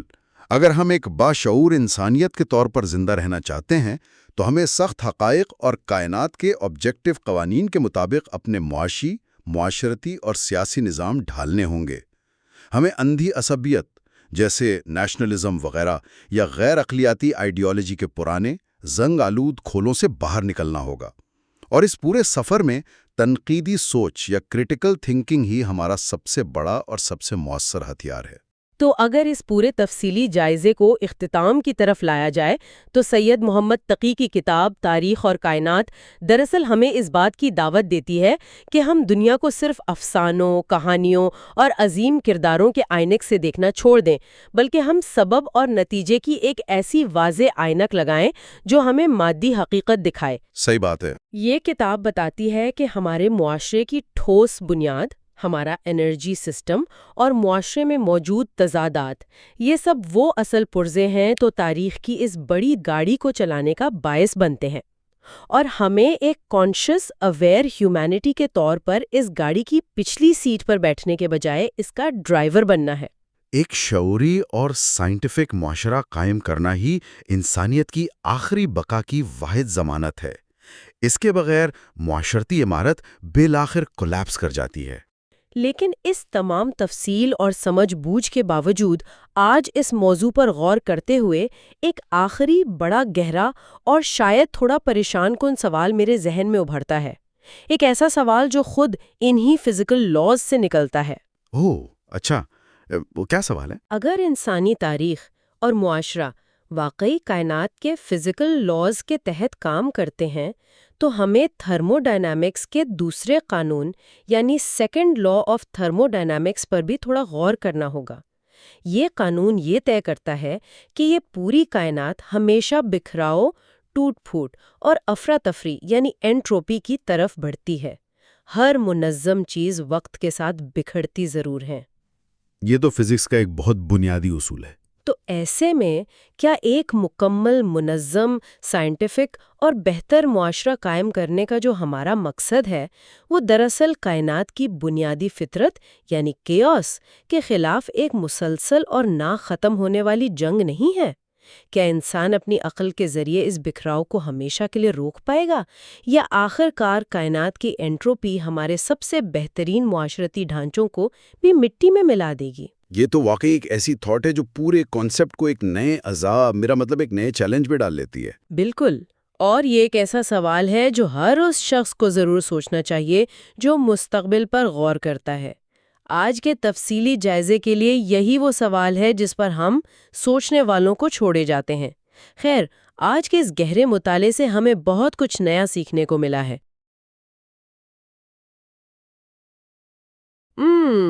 ذرا فرض کریں کہ یہ انکشاف ہو کہ کسی عظیم سلطنت کے زوال کی وجہ کوئی کمزور بادشاہ نہیں تھا، یا کوئی ہاری ہوئی جنگ، یا کوئی بیرونی سازش نہیں تھی، بلکہ کوئی سائنسی قانون تھا۔ ہاں بالکل، بے آئینہ انہی طبعی قوانین کا نتیجہ تھا جن کے تحت میز پر رکھا ہوا چائے کا ایک گرم پیالہ وقت کے ساتھ پڑا پڑا ٹھنڈا ہو جاتا ہے۔ مطلب کیا یہ تصور حیران کن نہیں ہے؟ ہم تاریخ کو ہمیشہ ایک جذباتی ڈرامے کی طرح دیکھتے آئے ہیں، جس میں ہیرو ہیں، ویلن ہیں، اور ان کے انفرادی فیصلے دنیا کا نقشہ بدل دیتے ہیں۔ صحیح، ہم اسے ایک کہانی کی طرح پڑھتے ہیں۔ بالکل، لیکن اگر انسانی تاریخ کو جذبات اور سیاست کی اینک سے دیکھنے کے بجائے ایک لیبارٹری میں رکھے گئے کسی سائنسی، طبی اور مشینی نظام کی طرح جانچا جائے تو کیا ہوگا؟ بالکل ویسے ہی جیسے ہم کائنات میں ستاروں کے ٹوٹنے اور بننے کا مطالعہ کرتے ہیں۔ دیکھیں، یہ واقعی تاریخ کو دیکھنے کے انداز میں ایک بہت غیر روایتی اور گہری تبدیلی ہے۔ ہم انسانی جذبات اور انفرادی فیصلوں کے ڈرامے سے نکل کر تھرمو ڈائنامکس اور کائناتی اصولوں کی ایک ایسی دنیا میں قدم رکھ رہے ہوتے ہیں جو سرد تو ہے لیکن انتہائی منظم ہے۔ منظم ہے۔ جی، اور اگر ہم آج کے ذرائع کا باریک بینی سے مطالعہ کریں تو تاریخ کو اس سائنسی زاویے سے دیکھنا بہت سی ایسی گتھیاں سلجھا دیتا ہے جو محض سیاسی حوالوں سے ہمیشہ الجھی ہوئی محسوس ہوتی ہے۔ اور آج کے اس تفصیلی جائزے کا بنیادی مقصد بھی اسی انوکھے نظریے کو سمجھنا ہے۔ آج ہم جن ذرائع اور مقالوں کا تجزیہ کر رہے ہیں وہ سید محمد تقی کی فکر انگیز کتاب تاریخ اور کائنات پر مبنی ہے۔ اس کتاب نے اپنے دور میں بر صغیر کے فکری منظر نامے میں خاصی بحث چھیڑ دی تھی، تو چلیں اس کی تہیں کھولتے ہیں۔ بالکل، شروع کرتے ہیں۔ اور یہ کھوج لگاتے ہیں کہ آخر کس طرح کوئی انسانی تاریخ، مارکسی فلسفے اور کائنات کے ان پیچیدہ طبعی قوانین کو آپس میں جوڑ سکتا ہے، یعنی وہ قوانین جن کے بارے میں ہم عام طور پر صرف فزکس کی کلاسوں میں سنتے ہیں۔ اچھا، سید محمد تقی کی یہ تحریر بر صغیر کے فلسفیانہ ادب میں اس لیے منفرد مقام رکھتی ہے کیونکہ یہ محض کوئی روایتی فلسفہ نہیں ہے۔ اگر ہم اس کے فکری پس منظر پر غور کریں تو یہ بنیادی طور پر تاریخی مادیت یعنی ہسٹوریکل مٹیریلزم کی روایت سے جنم لیتی ہے، جو کہ کارل مارکس کا بنیادی نظریہ تھا۔ بالکل صحیح، لیکن مصنف نے ایک قدم آگے بڑھ کر اس نظریے کو جدید سائنس کے ساتھ ہم آہنگ کیا ہے۔ اور ہاں، اس جائزے کے دوران یہ بات ذہن میں رکھنا اہم ہے کہ ہم یہاں کسی سیاسی نظریے کی تائید یا تردید نہیں کر رہے۔ بالکل، ہم کوئی سائیڈ نہیں لے رہے۔ ہمارا مقصد خالصتاً ان افکار اور اس میکانزم کو سمجھنا ہے جو مصنف نے پیش کیا ہے۔ تو کسی بھی پیچیدہ خیال کو سمجھنے کے لیے پہلے اس کی بنیاد کو سمجھنا ضروری ہے۔ ان ذرائع کے مطابق کتاب کی جو اصل بنیاد ہے وہ تاریخی مادیت ہے۔ جی، مادی حالات۔ مصنف دعویٰ کرتے ہیں کہ تاریخ حادثات کا بے ترتیب مجموعہ نہیں ہے۔ مطلب ایسا نہیں ہے کہ اچانک کسی بادشاہ کا موڈ خراب ہوا اور تاریخ کا دھارا مڑ گیا۔ تو اگر یہ حادثات نہیں ہیں تو پھر تاریخ کو چلا کون رہا ہے؟ دیکھیں، تاریخی مادیت کا نظریہ یہ کہتا ہے کہ تاریخ مادی حالات کی تابع ایک مخصوص قانون کے تحت چلنے والا عمل ہے۔ اس تصور کو سمجھنے کے لیے ہمیں فاؤنڈیشن اور اوپری ڈھانچہ یعنی بیس اور سپر سٹرکچر کے ماڈل کو دیکھنا ہوگا۔ اچھا، بیس اور سپر سٹرکچر۔ ہاں، اس ماڈل کے مطابق کسی بھی معاشرے کا معاشی نظام، اس کے پیداواری ذرائع، روزگار کے طریقے، یہ سب اس معاشرے کی بنیاد یا بیس ہوتے ہیں، اور یہ بنیادی دراصل یہ طے کرتی ہے کہ اس معاشرے کے قانونی، سیاسی اور ثقافتی پہلو کیسے ہوں گے، جسے ہم سپر سٹرکچر کہتے ہیں۔ مجھے اسے سمجھنے کے لیے تھوڑا وقت دیں۔ کیا ہم اسے ایک عمارت کی طرح دیکھ سکتے ہیں؟ مطلب فرض کریں ہم ایک بڑی عمارت کھڑی کر رہے ہیں۔ ٹھیک ہے۔ اب اس کی جو فاؤنڈیشن ہے وہ معاشرے کی معیشت ہے۔ اب اس بنیاد پر جو منزلیں تعمیر ہوں گی، یعنی اس کا قانون، اس کا آرٹ، اس کی سیاست، وہ ظاہر ہے اسی بنیاد کے حساب سے بنیں گی، ہے نا؟ واہ، یہ تشبیہ اس تصور کو سمجھنے کے لیے کافی حد تک کارآمد ہے۔ اگر بنیاد زرعی ہے تو اس پر کھڑی ہونے والی ثقافت اور قوانین بھی اسی طرز کے ہوں گے، اور اگر بنیاد بدل کر صنعتی ہو جائے تو اوپری ڈھانچہ پرانی حالت میں برقرار نہیں رہ سکتا۔ اسے بھی خود بخود تبدیل ہونا پڑے گا۔ بالکل، اسے ایڈجسٹ کرنا پڑے گا، اور اسی میکینزم کی وجہ سے یہ کتاب عظیم انسان کے نظریے یعنی گریٹ مین تھیوری کو مکمل طور پر مسترد کرتی ہے۔ ہم تو روایتی تاریخ میں یہی سیکھتے ہیں نا کہ سکندر اعظم یا نیپولین جیسے افراد نے اپنی ذہانت سے دنیا بدل دی۔ تو کیا واقعی ایسا نہیں ہے؟ مطلب ہم تو یہی پڑھتے آئے ہیں کہ ان کی ذاتی بہادری تھی، جنگی حکمت عملی تھی جس نے سلطنتیں الٹ دیں۔ کیا مصنف ان کی صلاحیتوں کو سرے سے ماننے سے ہی انکار کر رہے ہیں؟ نہیں، مصنف ان کی صلاحیتوں کا انکار نہیں کر رہے، بلکہ وہ یہ دلیل دیتے ہیں کہ ان افراد کا کردار دراصل اس دور کی مادی حقیقتوں کا پابند تھا۔ کوئی بھی فرد خلا میں رہ کر تاریخ نہیں بناتا۔ تو سکندر کی مثال میں کیا مادی حقیقت تھی؟ اگر ہم سکندر کی مثال لیں تو تاریخی مادیت یہ بتائے گی کہ سکندر کی فتوحات صرف اس کی ذاتی بہادری کا نتیجہ نہیں تھی، بلکہ مقدونیہ کی معیشت میں پیدا ہونے والا زرعی سرپلس، ان کی دھات سازی کی جدید تکنیک جس سے انہوں نے وہ لمبے نیزے بنائے۔ اچھا، وہ جنہیں سارسا کہا جاتا ہے؟ بالکل وہی۔ اور اس کے مقابلے میں فارسی سلطنت کا اندرونی معاشی زوال۔ تو یہ وہ مادی حالات تھے جنہوں نے سکندر نامی ایک عظیم انسان کے ابھرنے کی راہ ہموار کی۔ مطلب مادی حالات نے وہ سٹیج تیار کیا جس پر سکندر نے اپنا کردار ادا کیا۔ میں سمجھ رہی ہوں، مجھے اب یہ نقطہ کچھ واضح ہو رہا ہے، لیکن اگر ہم اس منطق کو تھوڑا اور کھینچیں تو ایک بہت بنیادی الجھن پیدا ہوتی ہے۔ وہ کیا؟ اگر ہر چیز، ہر بڑی تبدیلی محض مادی حالات اور معاشی بنیادوں پر منحصر ہے، تو پھر ہمارے انفرادی فیصلوں کی کیا اہمیت رہ جاتی ہے؟ کیا اس کا مطلب یہ ہے کہ ہم انسانوں کی اپنی کوئی مرضی نہیں اور ہم محض ایک کٹ پتلی ہیں جو مادی حالات کے اشاروں پر ناچ رہے ہیں؟ مطلب یہ تو ہمیں روبوٹ بنا دیتا ہے۔ ہاں، اور یہ وہ بہت پرانی اور بنیادی بحث ہے جس کا سامنا کلاسیکی مارکسزم کو بھی رہا ہے کہ اگر معیشت سب کچھ طے کر رہی ہے تو انسان کا اپنا اختیار کتنا ہے۔ لیکن دیکھیں، سید محمد تقی اس مقام سے ایک نیا اور حیران کن راستہ نکالتے ہیں۔ اچھا، وہ کیسے؟ یہیں سے وہ کلاسیکی مارکسزم کی روایتی سیاسی بحث سے ہٹ کر ایک بالکل نئی سائنسی جہت متعارف کرواتے ہیں۔ روایتی مارکسزم سارا زور سڑکوں پر انقلاب اور دو طبقوں یعنی مزدور اور سرمایہ دار کی کشمکش پر دیتا ہے، لیکن تقی اس کشمکش کو سیاسی نعروں کی اینک سے دیکھنے کے بجائے سائبرنیٹکس اور سسٹمز تھیوری کی زبان میں بیان کرتے ہیں۔ نہیں، ایک منٹ، سائبرنیٹکس؟ ہم تو ابھی تک معیشت، معاشرے اور تاریخ کی بات کر رہے تھے۔ اس میں اچانک کمپیوٹرز اور مشینوں کی سائنس کہاں سے آ گئی؟ سائبرنیٹکس کا تو تعلق روبوٹکس اور کنٹرول سسٹم سے ہوتا ہے، یہ انسانی معاشرے پر کیسے لاگو ہو سکتی ہے؟ ہاں، یہ واقعی ایک بہت بڑی جمپ محسوس ہوتی ہے، لیکن اسے سادگی سے سمجھنے کی کوشش کرتے ہیں۔ سائبرنیٹکس بنیادی طور پر مشینوں اور جانداروں دونوں کے اندر مواصلات اور خود کار کنٹرول سسٹمز کی سائنس ہے، جسے ہم سیلف ریگولیٹنگ سسٹمز کہتے ہیں۔ صحیح۔ تقی کا ماننا ہے کہ انسانی معاشرہ بھی دراصل ایک بہت بڑا سسٹم یا مشین ہے جو معلومات اور توانائی کو پروسیس کرتا ہے۔ ان کے نزدیک معاشرے میں ہونے والی طبقاتی کشمکش کوئی سیاسی ڈرامہ نہیں ہے، بلکہ سسٹمز تھیوری کی زبان میں یہ محض نظام کی غیر فعالیت یا انیفیشنسی ہے۔ غیر فعالیت؟ یعنی سسٹم ٹھیک سے کام نہیں کر رہا؟ بالکل۔ جب معاشرے میں وسائل کی غیر مساوی تقسیم ہوتی ہے تو سماجی توانائی کا ایک بہت بڑا حصہ آپس کے تصادم میں ضائع ہو جاتا ہے۔ اسے وہ توانائی کا رساؤ یا لیکیج کہتے ہیں، اور یہی رساؤ کسی بھی تہذیب کو ترقی کی اگلی سطح پر جانے سے روکتا ہے۔ یہاں یہ بات واقعی بہت دلچسپ ہو جاتی ہے۔ کیا اس کا مطلب یہ ہے کہ جیسے کسی گاڑی کا انجن ہو؟ ہاں، بتائیں۔ فرض کریں ایک بہت طاقتور انجن ہے، لیکن اس کے اندرونی پردوں کی ترتیب ٹھیک نہیں ہے اور ان میں بہت زیادہ رگڑ یعنی فرکشن پیدا ہو رہی ہے۔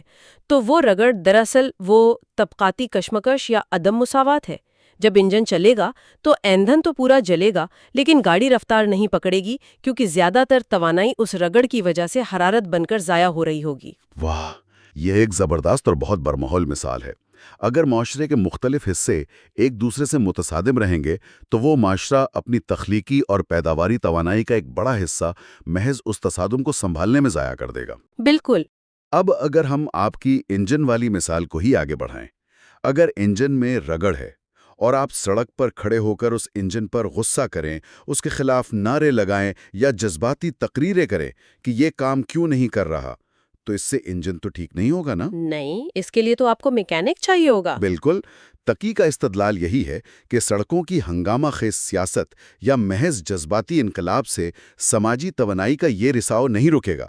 مسئلہ تب حل ہوگا جب آپ اس انجن کو کھولیں گے اور سائنسی بنیادوں پر اسے انجینئر کریں گے تاکہ پرزوں کے درمیان رگڑ ختم ہو۔ صحیح۔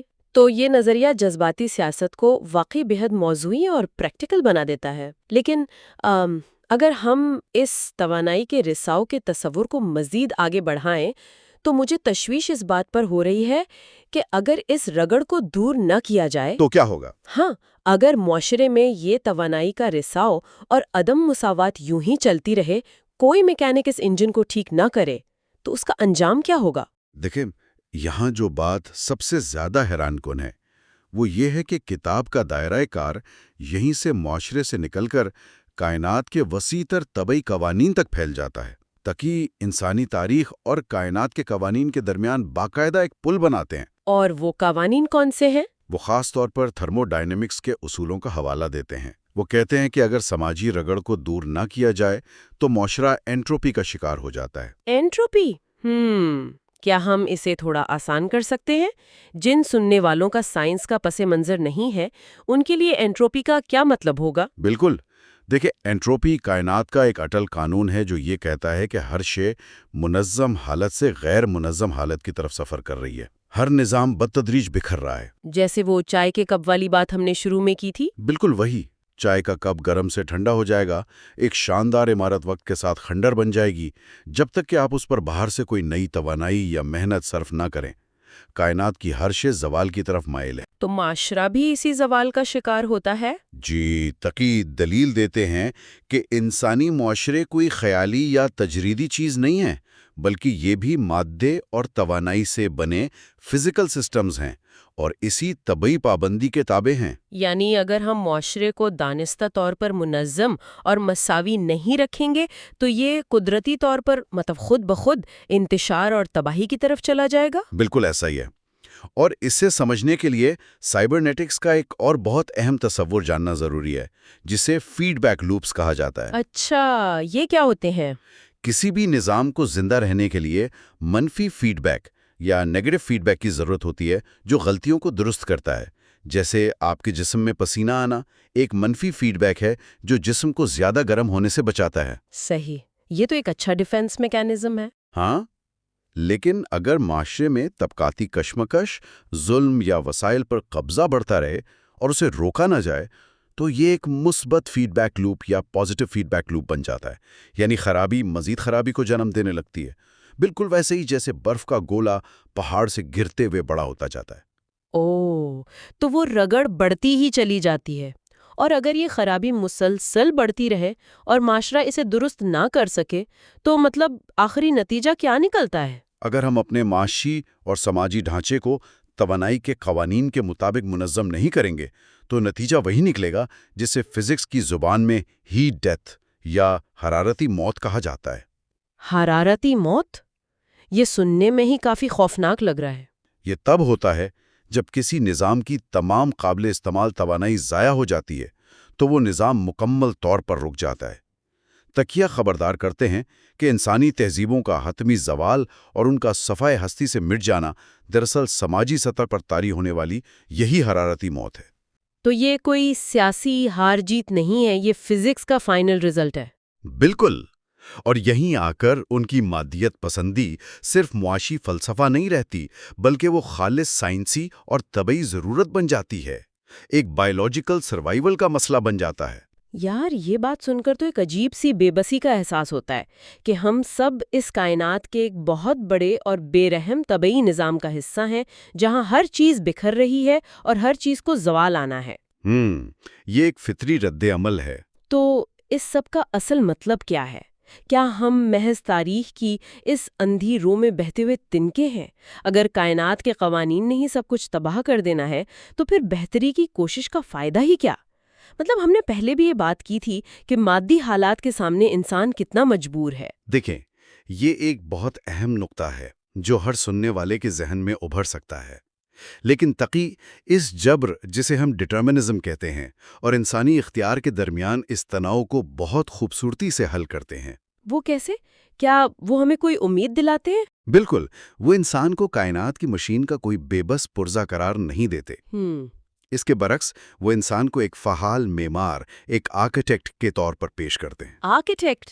لیکن قوانین تو وہی رہیں گے نا؟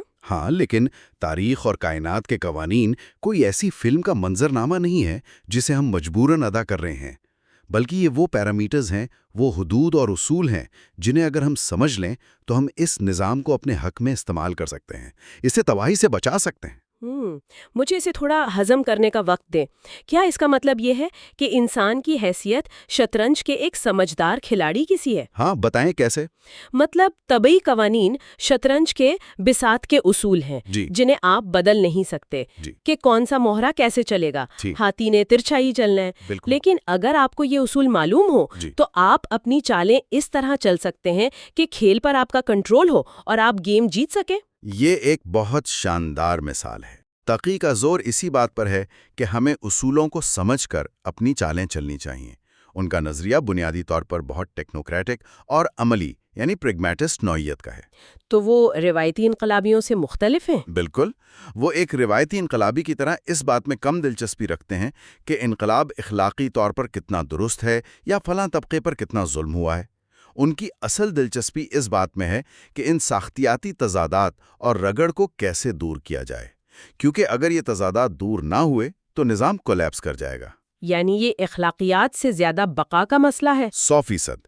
ان کے نزدیک معاشرے میں برابری قائم کرنا محض کوئی اچھی اخلاقی قدر یا ہمدردی کا معاملہ نہیں ہے، بلکہ یہ انسانی نظام کو زندہ رکھنے کی ایک حیاتیاتی اور طبعی ضرورت ہے۔ چلیں اس ساری تفصیلی گفتگو کا نچوڑ نکالتے ہیں۔ اس کا مطلب ہے کہ سید محمد تقی کی کتاب تاریخ اور کائنات مارکسزم کی کوئی تردید نہیں کر رہی، بلکہ یہ اس نظریے کو ایک نئے دور کے تقاضوں کے مطابق ڈھال رہی ہیں۔ درست، ہم اسے مارکسزم کا ایک جدید اور نفیس ارتقاء قرار دے سکتے ہیں۔ ایک سفسٹیکیٹڈ اپڈیٹ؟ ہاں بالکل، مصنف نے تاریخی مادیات کے پرانے انجن کو لیا اور اسے سسٹم سائنس، سائبرنیٹکس اور تھرموڈائنامکس کی جدید ترین اصطلاحات اور میکانزم سے آراستہ کر دیا۔ انہوں نے یہ ثابت کرنے کی کوشش کی کہ ایک بہتر، منصفانہ اور مساوی معاشرے کی تعمیر صرف سیاستدانوں کا کام نہیں ہے۔ یہ تو ایک انجینئرنگ کا کام لگ رہا ہے۔ یہی تو، یہ کائنات کے ان وسیع تر اصولوں کے عین مطابق ہے جس کے تحت بقا صرف اسی نظام کی ممکن ہے جو اپنی توانائی کو ضائع ہونے سے بچائے اور اپنے اندرونی تضادات کو کم کرے۔ یہ بات واقعی آج کے دور میں بہت اہمیت رکھتی ہے۔ آج جب ہم اپنے ارد گرد دیکھتے ہیں، خبروں میں، سوشل میڈیا پہ، ہر طرف ایک بظاہر افراتفری اور سیاسی شور و غل نظر آتا ہے۔ جذبات عروج پر ہوتے ہیں۔ بالکل، ہر وقت ایک تصادم کی کیفیت رہتی ہے۔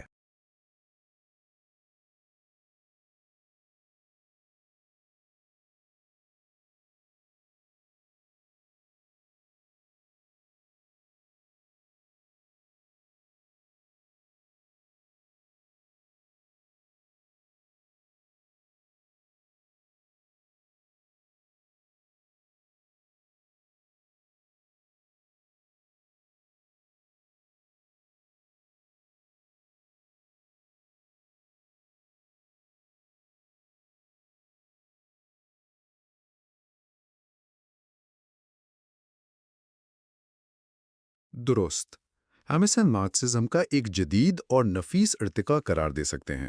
ایک سفسٹیکیٹڈ اپڈیٹ؟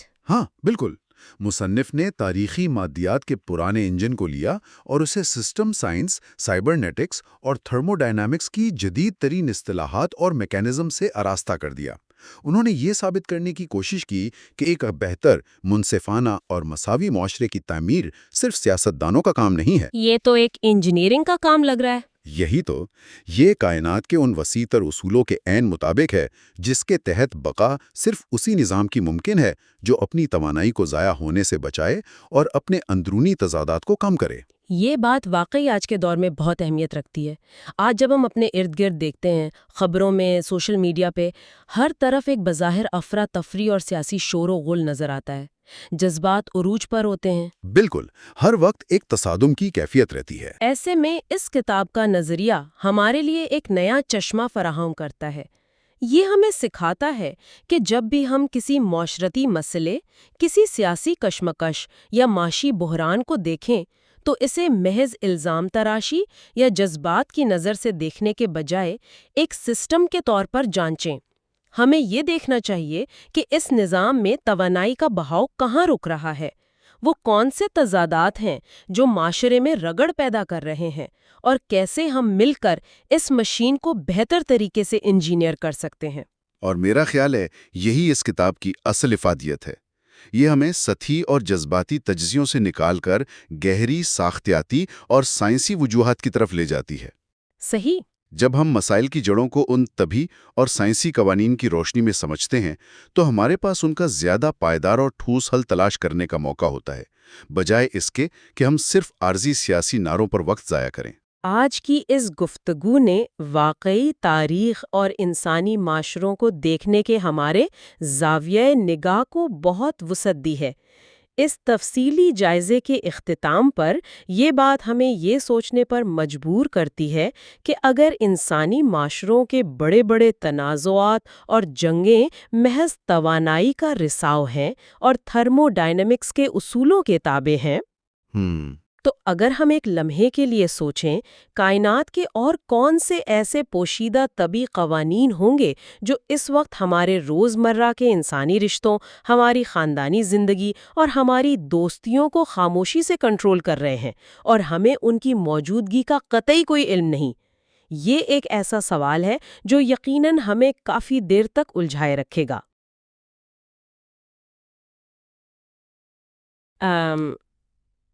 کیا یہ کبھی آپ نے سوچا ہے کہ کیا یہ ممکن ہے کہ انسانی سلطنتوں کا عروج اور زوال یا پھر باری باری جنگیں، کیا ان کی پیشن گوئی بالکل ویسے ہی کی جا سکتی ہے جیسے درخت سے گرنے والے کسی سیب کی؟ یعنی آپ فزکس کے قوانین کی بات کر رہی ہیں؟ بالکل، میرا مطلب ہے کہ اگر فزکس کا قانون ایک سیب کو زمین پر لاتا ہے تو کیا کوئی ایسا سائنسی قانون بھی ہو سکتا ہے جو یہ بتائے کہ فلاں معاشرہ کب بغاوت کرے گا؟ یہ بہت ہی دلچسپ اور تھوڑا عجیب سوال بھی ہے۔ ہاں، اور آج کا یہ گہرا تجزیہ اسی حیران کن سوال کے گرد گھومتا ہے۔ آج ہمارے پاس جو نوٹس اور ذرائع ہیں ان کا مرکز سید محمد تقی کی ایک انتہائی منفرد اور جرأت مندانہ کتاب ہے جس کا نام ہے تاریخ اور کائنات۔ بالکل، اور یہ کوئی عام ہسٹری کی کتاب نہیں ہے۔ ہاں، نہیں ہے، اور اس تجزیے کا جو اصل مقصد ہے نا وہ یہ سمجھنا ہے کہ کیا انسانی تاریخ کی پیچیدگیوں کو فزکس کے ٹھوس قوانین اور معاشرتی ارتقاء کو ملا کر کوئی وحید حتمی سائنسی نظریہ یا تھیوری آف ایوری تھنگ بنائی جا سکتی ہے۔ تو چلیں اس کے مختلف پہلوؤں کو کھولتے ہیں۔ ضرور۔ اس کتاب کے مطالعے سے جو سب سے پہلی اور حیرت انگیز بات سامنے آتی ہے وہ تاریخ کو دیکھنے کا بالکل نیا زاویہ ہے۔ نیا زاویہ یعنی کس حوالے سے؟ دیکھیں، روایتی طور پر تو ہم تاریخ کو بادشاہوں کے قصوں، جنگوں کی تاریخوں اور سیاسی معاہدوں کے مجموعے کے طور پر پڑھتے ہیں نا، لیکن یہاں نقطہ نظر یکسر مختلف ہے۔ اچھا۔ ہاں، مصنف نے انسانی سفر کو محض واقعات کی ایک لڑی ماننے سے انکار کر دیا ہے۔ اس کے بجائے انہوں نے انسانی ہسٹری کو ایک باقاعدہ سائنسی فارمولا اور کائنات کے طبعی قوانین کا حصہ بنا کر پیش کیا ہے۔ تو یہ تاریخ اور سائنس کی سرحدوں کو مٹانے کی کوشش ہے؟ بالکل۔ اور یہاں جو بات سب سے زیادہ حیران کن ہے وہ یہ ہے کہ یہ ایک غیر معمولی جرأت مندانہ قدم ہے۔ اور یہی وہ مقام ہے جہاں پڑھنے والے کو ایک زبردست جھٹکا لگتا ہے، کیونکہ ہم تو ہمیشہ سے تاریخ کو آرٹس اور سائنس کو لیبارٹری کا حصہ مانتے آئے ہیں۔ صحیح بات ہے۔ لیکن جو مواد ہمارے پاس ہے وہ بتاتا ہے کہ اس کتاب میں بظاہر ایک دوسرے سے بالکل مختلف علوم کو یکجا کیا گیا ہے، جیسے تھرمو ڈائنامکس اور سائبرنیٹکس۔ بالکل، یہی اس کتاب کا سب سے انوکھا پہلو ہے۔ لیکن عام فہم میں تو سائبرنیٹکس مشینوں کے کنٹرول کا علم ہے اور تھرمو ڈائنامکس کا تعلق حرارت اور توانائی سے ہے۔ تو سوال یہ پیدا ہوتا ہے کہ ان خالص سائنسی تصورات کا انسانی معاشروں سے کیا تعلق بن سکتا ہے؟ یہی تو سمجھنے والی بات ہے۔ اگر ہم تھرموڈائنامکس کی بات کریں تو یہ بنیادی طور پر بتاتا ہے کہ توانائی کس طرح جمع ہوتی ہے، دباؤ کیسے بڑھتا ہے اور پھر وہ توانائی حرکت میں کیسے تبدیل ہوتی ہے۔ اچھا۔ مصنف نے اس سائنسی عمل کو معاشرے پر لاگو کیا ہے۔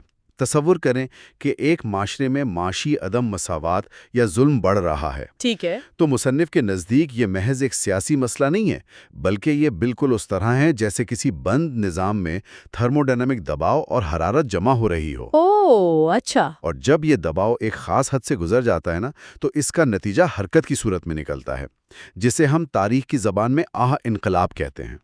تاریخ اب واقعات نہیں رہی، بلکہ دباؤ اور توانائی کا سسٹم بن گئی ہے۔ واو، اگر اس کو میں ذرا آسان کر کے بتاؤں تو یہ بالکل ایک پریشر کوکر کے کام کرنے جیسا ہے نا؟ ہاں بالکل، یہی مثال بنتی ہے اس کی۔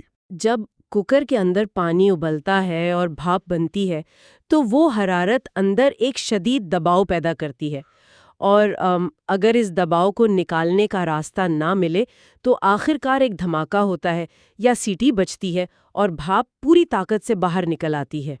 بالکل صحیح کہا آپ نے۔ تو اس نظریے کے تحت مثال کے طور پر اگر فرانسیسی انقلاب کو دیکھا جائے تو وہ محض چند بھوکے کسانوں کا غصہ نہیں تھا، بلکہ وہ ایک معاشرتی پریشر کوکر کا پھٹنا تھا۔ ہاں، اور اس کے پیچھے فزکس کے قوانین ویسے ہی کام کر رہے تھے جیسے کسی ابلتے ہوئے برتن میں ہوتے ہیں۔ یہ تو بڑی عجیب بات ہے۔ یہ پریشر کوکر کی مثال اس پورے نظام کو سمجھنے کے لیے واقعی بہترین ہے۔ اور اسی طرح سائبرنیٹکس کا اصول بھی اس میں شامل ہوتا ہے۔ سائبرنیٹکس وہ کیسے؟ سائبرنیٹکس ہمیں بتاتا ہے کہ ایک نظام کس طرح معلومات کو استعمال کر کے خود کو متوازن رکھتا ہے، جسے ہم فیڈ بیک لوپس کہتے ہیں۔ مصنف کے مطابق معاشرے بھی بالکل ایسے ہی کام کرتے ہیں۔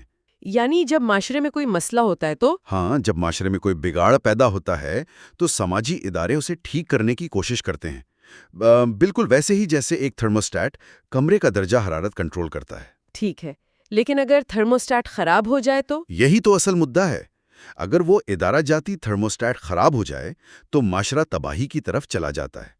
یہ اصل میں تاریخ کو ایک دیوہا کال خودکار مشین کے طور پر دیکھنے کا نظریہ ہے۔ لیکن ایک سیکنڈ، یہاں پر آ کر میرے ذہن میں ایک بہت بڑا سوالیہ نشان ابھرتا ہے۔ اور وہ کیا؟ دیکھیں، یہ سب سننے میں تو بہت عظیم، منظم اور منطقی لگتا ہے، لیکن انسانی معاشرہ کوئی لوہے اور بھاپ کی مشین تو نہیں ہے نا؟ بالکل، انسانی جذبات تو مختلف ہوتے ہیں۔ ہاں، اگر تاریخ واقعی ایک مشین کی طرح کام کرتی ہے اور فزکس کے قوانین کے متحد ہے تو پھر انسانوں کے جو غیر متوقع اور جذباتی رویے ہیں ان کا کیا بنے گا؟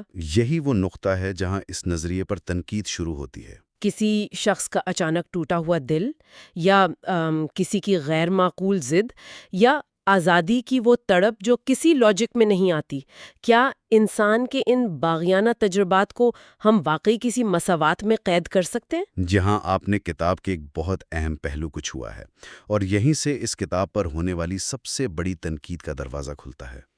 ہمارے ذرائع بتاتے ہیں کہ اس نظریے کا سب سے خطرناک پہلو تخفیف پسندی ہے، جسے انگلش میں ریڈکشنزم کہتے ہیں۔ جی بالکل، ریڈکشنزم۔ تخفیف پسندی کا مطلب ہے کسی بھی پیچیدہ نظام کو سمجھنے کے لیے اسے اس کے سب سے چھوٹے اور سادہ ترین پرزوں میں توڑ دینا، جو کہ سائنس میں تو بہت ہوتا ہے۔ ہاں، سائنس میں یہ طریقہ کافی کامیاب ہے۔ جی اگر ایک گاڑی خراب ہو جائے تو اسے پرزوں میں کھول کر سمجھا جا سکتا ہے، صحیح۔ لیکن ناقدین کا ماننا ہے کہ جب یہی طریقہ انسان پر لاگو کیا جاتا ہے تو انسان کی روح، اس کا احساس اور اس کی سبجیکٹیویٹی یعنی موضوعیت وہ مکمل طور پر تباہ ہو جاتی ہے۔ یعنی اگر ہم ایک انسانی ہجوم کو سڑک پر احتجاج کرتے ہوئے دیکھیں تو تخفیف پسندی کے نظریے کے مطابق وہ محض مادی اجسام ہیں جو توانائی کے دباؤ میں حرکت کر رہے ہیں۔ بالکل، اس نظر سے دیکھیں تو وہ بس انرجی کے ویریبلز ہیں۔ لیکن اس مساوات میں ان کے اندر کا غصہ، ان کی آنکھوں کے آنسو اور وہ احساس محرومی تو کہیں غائب ہی ہو جاتا ہے جس نے اصل میں انہیں گھروں سے باہر نکالا تھا۔ صحیح کہہ رہی ہیں۔ ہم انسان کی اس گہرائی کو کھو دیتے ہیں جو اسے ایک روبوٹ سے مختلف بناتی ہے۔ انسان تو کائنات کی سب سے پر اسرار مخلوق ہے نا، اس نظریے میں تو وہ بس ایک نمبر یا میتھمیٹیکل ویلیو بن کر رہ جاتا ہے۔ ناقدین کا زور بالکل اسی بات پر ہے۔ جب تاریخ کو صرف توانائی اور حرکت کے اجزے سے دیکھا جائے گا تو انسان کا وہ پہلو جو کسی بھی ایکویشن میں فٹ نہیں بیٹھتا وہ بالکل نظر انداز ہو جائے گا۔ یہ تو کافی حد تک سچ لگتا ہے۔ اور ہم تخفیف پسندی کا یہ خطرہ ایک اور بہت بڑی فلسفیانہ بحث کو جنم دیتا ہے۔ اچھا، وہ کون سی؟ اگر تاریخ فزکس کے قوانین کی طرح اٹل ہے اور انسان محض ایکویشن کا ایک حصہ ہیں تو اس کا سیدھا سا مطلب یہ نکلتا ہے کہ تاریخ کا راستہ تو پہلے سے ہی طے شدہ ہے۔ اوہ، یہاں یہ بات واقعی بہت دلچسپ اور تھوڑی خوفناک بھی ہو جاتی ہے۔ جی بالکل۔ کیونکہ اگر فزکس کا قانون یہ طے کر سکتا ہے کہ پانی کب ابلے گا اور وہی قانون یہ بھی طے کر رہا ہے کہ معاشرہ کب بغاوت کرے گا، تو کیا ہمارا مستقبل پہلے سے لکھا جا چکا ہے؟ یہی وہ پوائنٹ ہے۔ اس سے تو جبریت یعنی ڈٹرمنزم اور انسانی اختیار کی وہ صدیوں پرانی بحث دوبارہ زندہ ہو جاتی ہے۔ ہاں، کیا انسانی ارادے کی کوئی اوقات ہے یا ہم سب ایک اندھی مشین کے بے بس پرزے ہیں؟ اس سوال کا جواب ڈھونڈنے کے لیے ہمارے ذرائع بتاتے ہیں کہ مصنف نے مارکسی جزیات اور ہیگیلی فلسفے کا سہارا لیا ہے۔ ہیگل کا فلسفہ، اس میں کیا ہے؟ ہیگل کا فلسفہ یہ سکھاتا ہے کہ تاریخ ایسے ہی بے ترتیب نہیں ہے، بلکہ یہ خیالات کے ٹکراؤ سے آگے بڑھتی ہے۔ یعنی تصادم سے۔ ہاں، ایک خیال جسے تھیسس کہتے ہیں اپنے مخالف خیال یعنی اینٹی تھیسس سے ٹکراتا ہے، اور اس ٹکراؤ کے نتیجے میں ایک نئی اور بہتر شکل پیدا ہوتی ہے جسے سنتھیسس کہتے ہیں۔ اچھا، تو مصنف نے یہ کانسیپٹ اٹھایا ہے؟ جی، مصنف نے اس فلسفے کو اپنے سائنسی ماڈل میں شامل کر دیا ہے۔ ان کے مطابق معاشرتی تصادمات محض تباہی نہیں لاتے، بلکہ ان کے حل ہونے سے تاریخ مسلسل ایک بہتر معاشرے کی طرف ایک خاص سمت میں سفر کر رہی ہے۔ تو اس نظریے کے مطابق ہسٹری کسی اندھی کھائی میں نہیں گر رہی، بلکہ اس کی باقاعدہ ایک منزل ہے، اس میں ایک آرڈر اور پریڈکشن کا احساس موجود ہے۔ بالکل یہی بات ہے۔ لیکن اگر ہم آج کے دور کی بات کریں، جسے ہم پوسٹ ماڈرن یا مابعد جدیدیت کا دور کہتے ہیں، وہ تو اس طرح کی سوچ کو آسانی سے ہضم نہیں کرتا نا؟ واقعی پوسٹ ماڈرنزم کو یہ بات بالکل پسند نہیں آئے گی، کیونکہ آج کل تو اس بات پر سخت تنقید کی جاتی ہے کہ انسانیت کی کوئی ایک واحد اور مشترکہ منزل ہو سکتی ہے۔ اور یہی وہ مقام ہے جہاں مصنف کا نظریہ جدید فکری رجحانات سے سیدھا ٹکراتا ہے۔ اگر ہم اسے وسیع تر تناظر میں دیکھیں تو پوسٹ ماڈرنزم کی بنیاد ہی اس بات پر ہے کہ وہ ان تمام گرینڈ نیریٹیوز کو مسترد کرتا ہے۔ گرینڈ نیریٹیوز یعنی عظیم بیانیے؟ جی، گرینڈ نیریٹو سے مراد کوئی بھی ایسا نظریہ ہے جو یہ دعویٰ کرے کہ اس کے پاس پوری انسانیت کی تاریخ، حال اور مستقبل کا ایک حتمی جواب موجود ہے۔ اور پوسٹ ماڈرن مفکرین تو کہتے ہیں کہ دنیا بہت بکھری ہوئی اور پیچیدہ ہے۔ بالکل، ہر خطے، ہر ثقافت اور ہر فرد کی اپنی الگ تاریخ ہے۔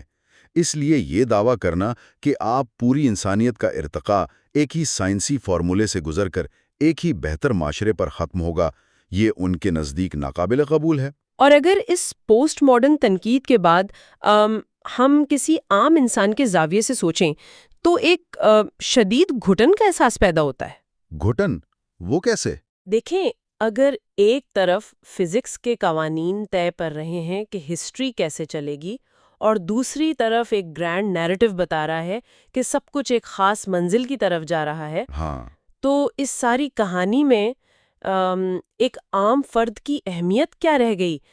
اگر میں اس طے شدہ راستے سے ہٹنا چاہوں یا کوئی معاشرے سے کٹ کر الگ راستہ چننا چاہے، تو کیا اس نظریے میں اس انحراف یا آزادی کی کوئی گنجائش باقی بچتی ہے؟ اس نظریے میں تو شاید نہیں بچتی۔ یا پھر انسان صرف اس دیوا ہائیکل مساوات میں ایک ویریبل کی حیثیت رکھتا ہے جسے جب چاہا کاٹ دیا یا جمع کر لیا؟ دیکھیں، اس سے ایک اہم سوال پیدا ہوتا ہے۔ ذرائع کے مطابق اقلیت پسندی پر مبنی اس نظام میں انفرادی اتفاقات اور افراتفری کے لیے گنجائش نہ ہونے کے برابر ہے۔ وہ لوگ جو ہسٹری میں ہیومن ایجنسی اور انفرادی ہیروئزم کے قائل ہیں نا، انہیں یہ نظام واقعی ایک بند کمرے کی طرح محسوس ہوگا جہاں ہر چیز پہلے سے میتھ کے اصولوں پر طے ہو۔ یہ واقعی پریشان کن سوچ ہو سکتی ہے۔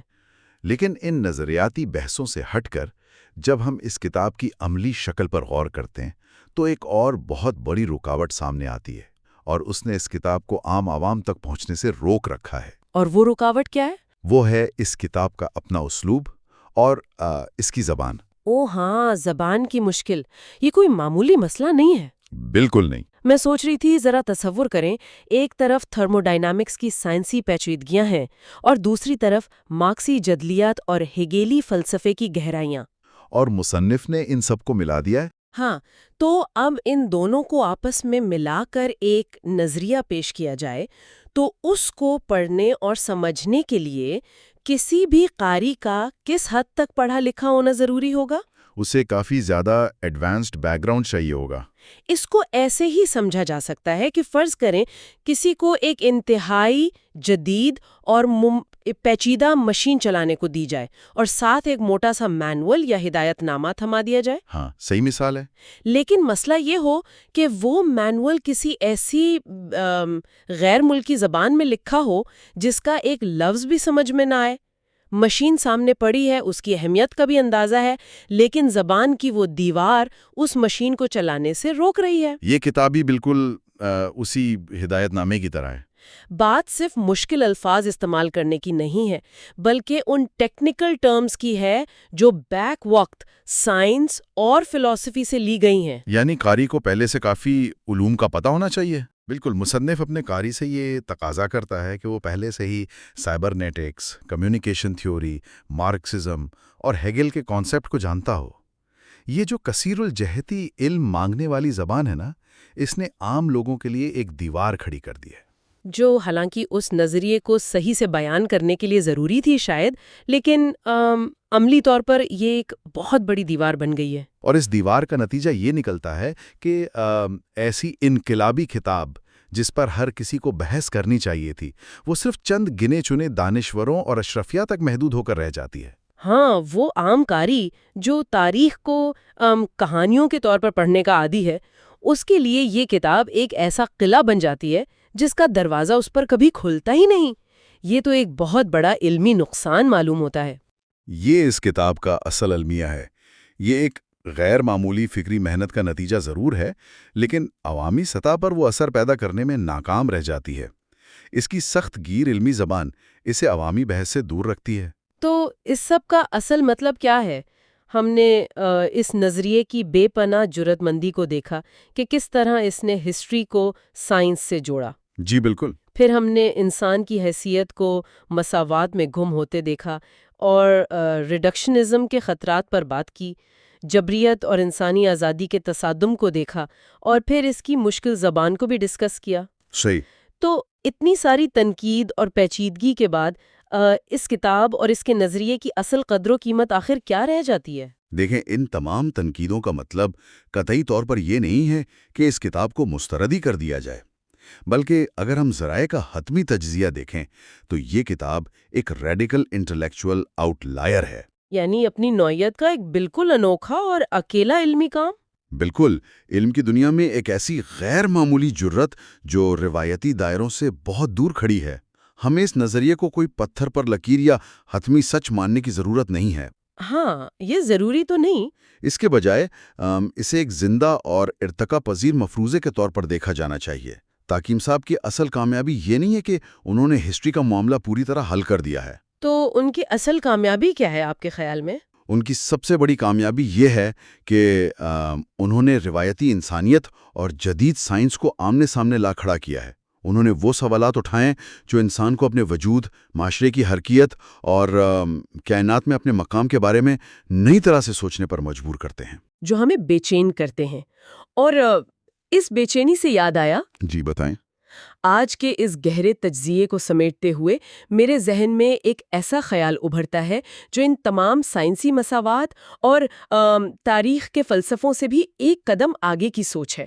اچھا، وہ کیا؟ ہم نے بات کی کہ کیسے فزکس کی ٹھوس مساوات کو تاریخ کے اس غیر متوقع جنگل پر لاگو کرنے کی کوشش کی گئی، لیکن ذرا لمحے بھر کے لیے تصور کریں کہ مستقبل میں انسانی ٹیکنالوجی اتنی حیران کن حد تک ترقی کر جائے کہ کوئی جدید ترین آرٹیفیشل انٹیلیجنس یا ایک بے پناہ طاقتور سپر کمپیوٹر وجود میں آ جائے، اور وہ کمپیوٹر اس فارمولا کو کیلکولیٹ کر لے۔ بالکل، اور وہ طاہی صاحب کے اس ویژن کو عملی جامہ پہنا دیں۔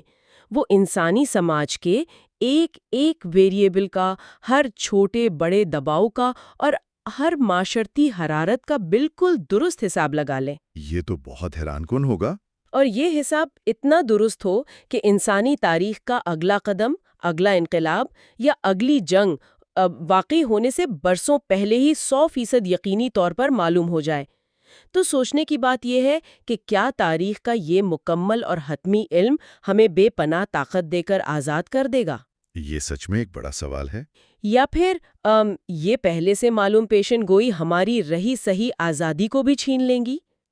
کیا ہم سب ایک ایسی کائنات میں رہنا پسند کریں گے جس کا ہر ورق پہلے سے پڑھا جا چکا ہو، یا ایک ایسی دنیا میں جہاں حیرت، اتفاق اور کچھ نیا ہونے کا امکان باقی ہو؟ ذرا سوچئے گا۔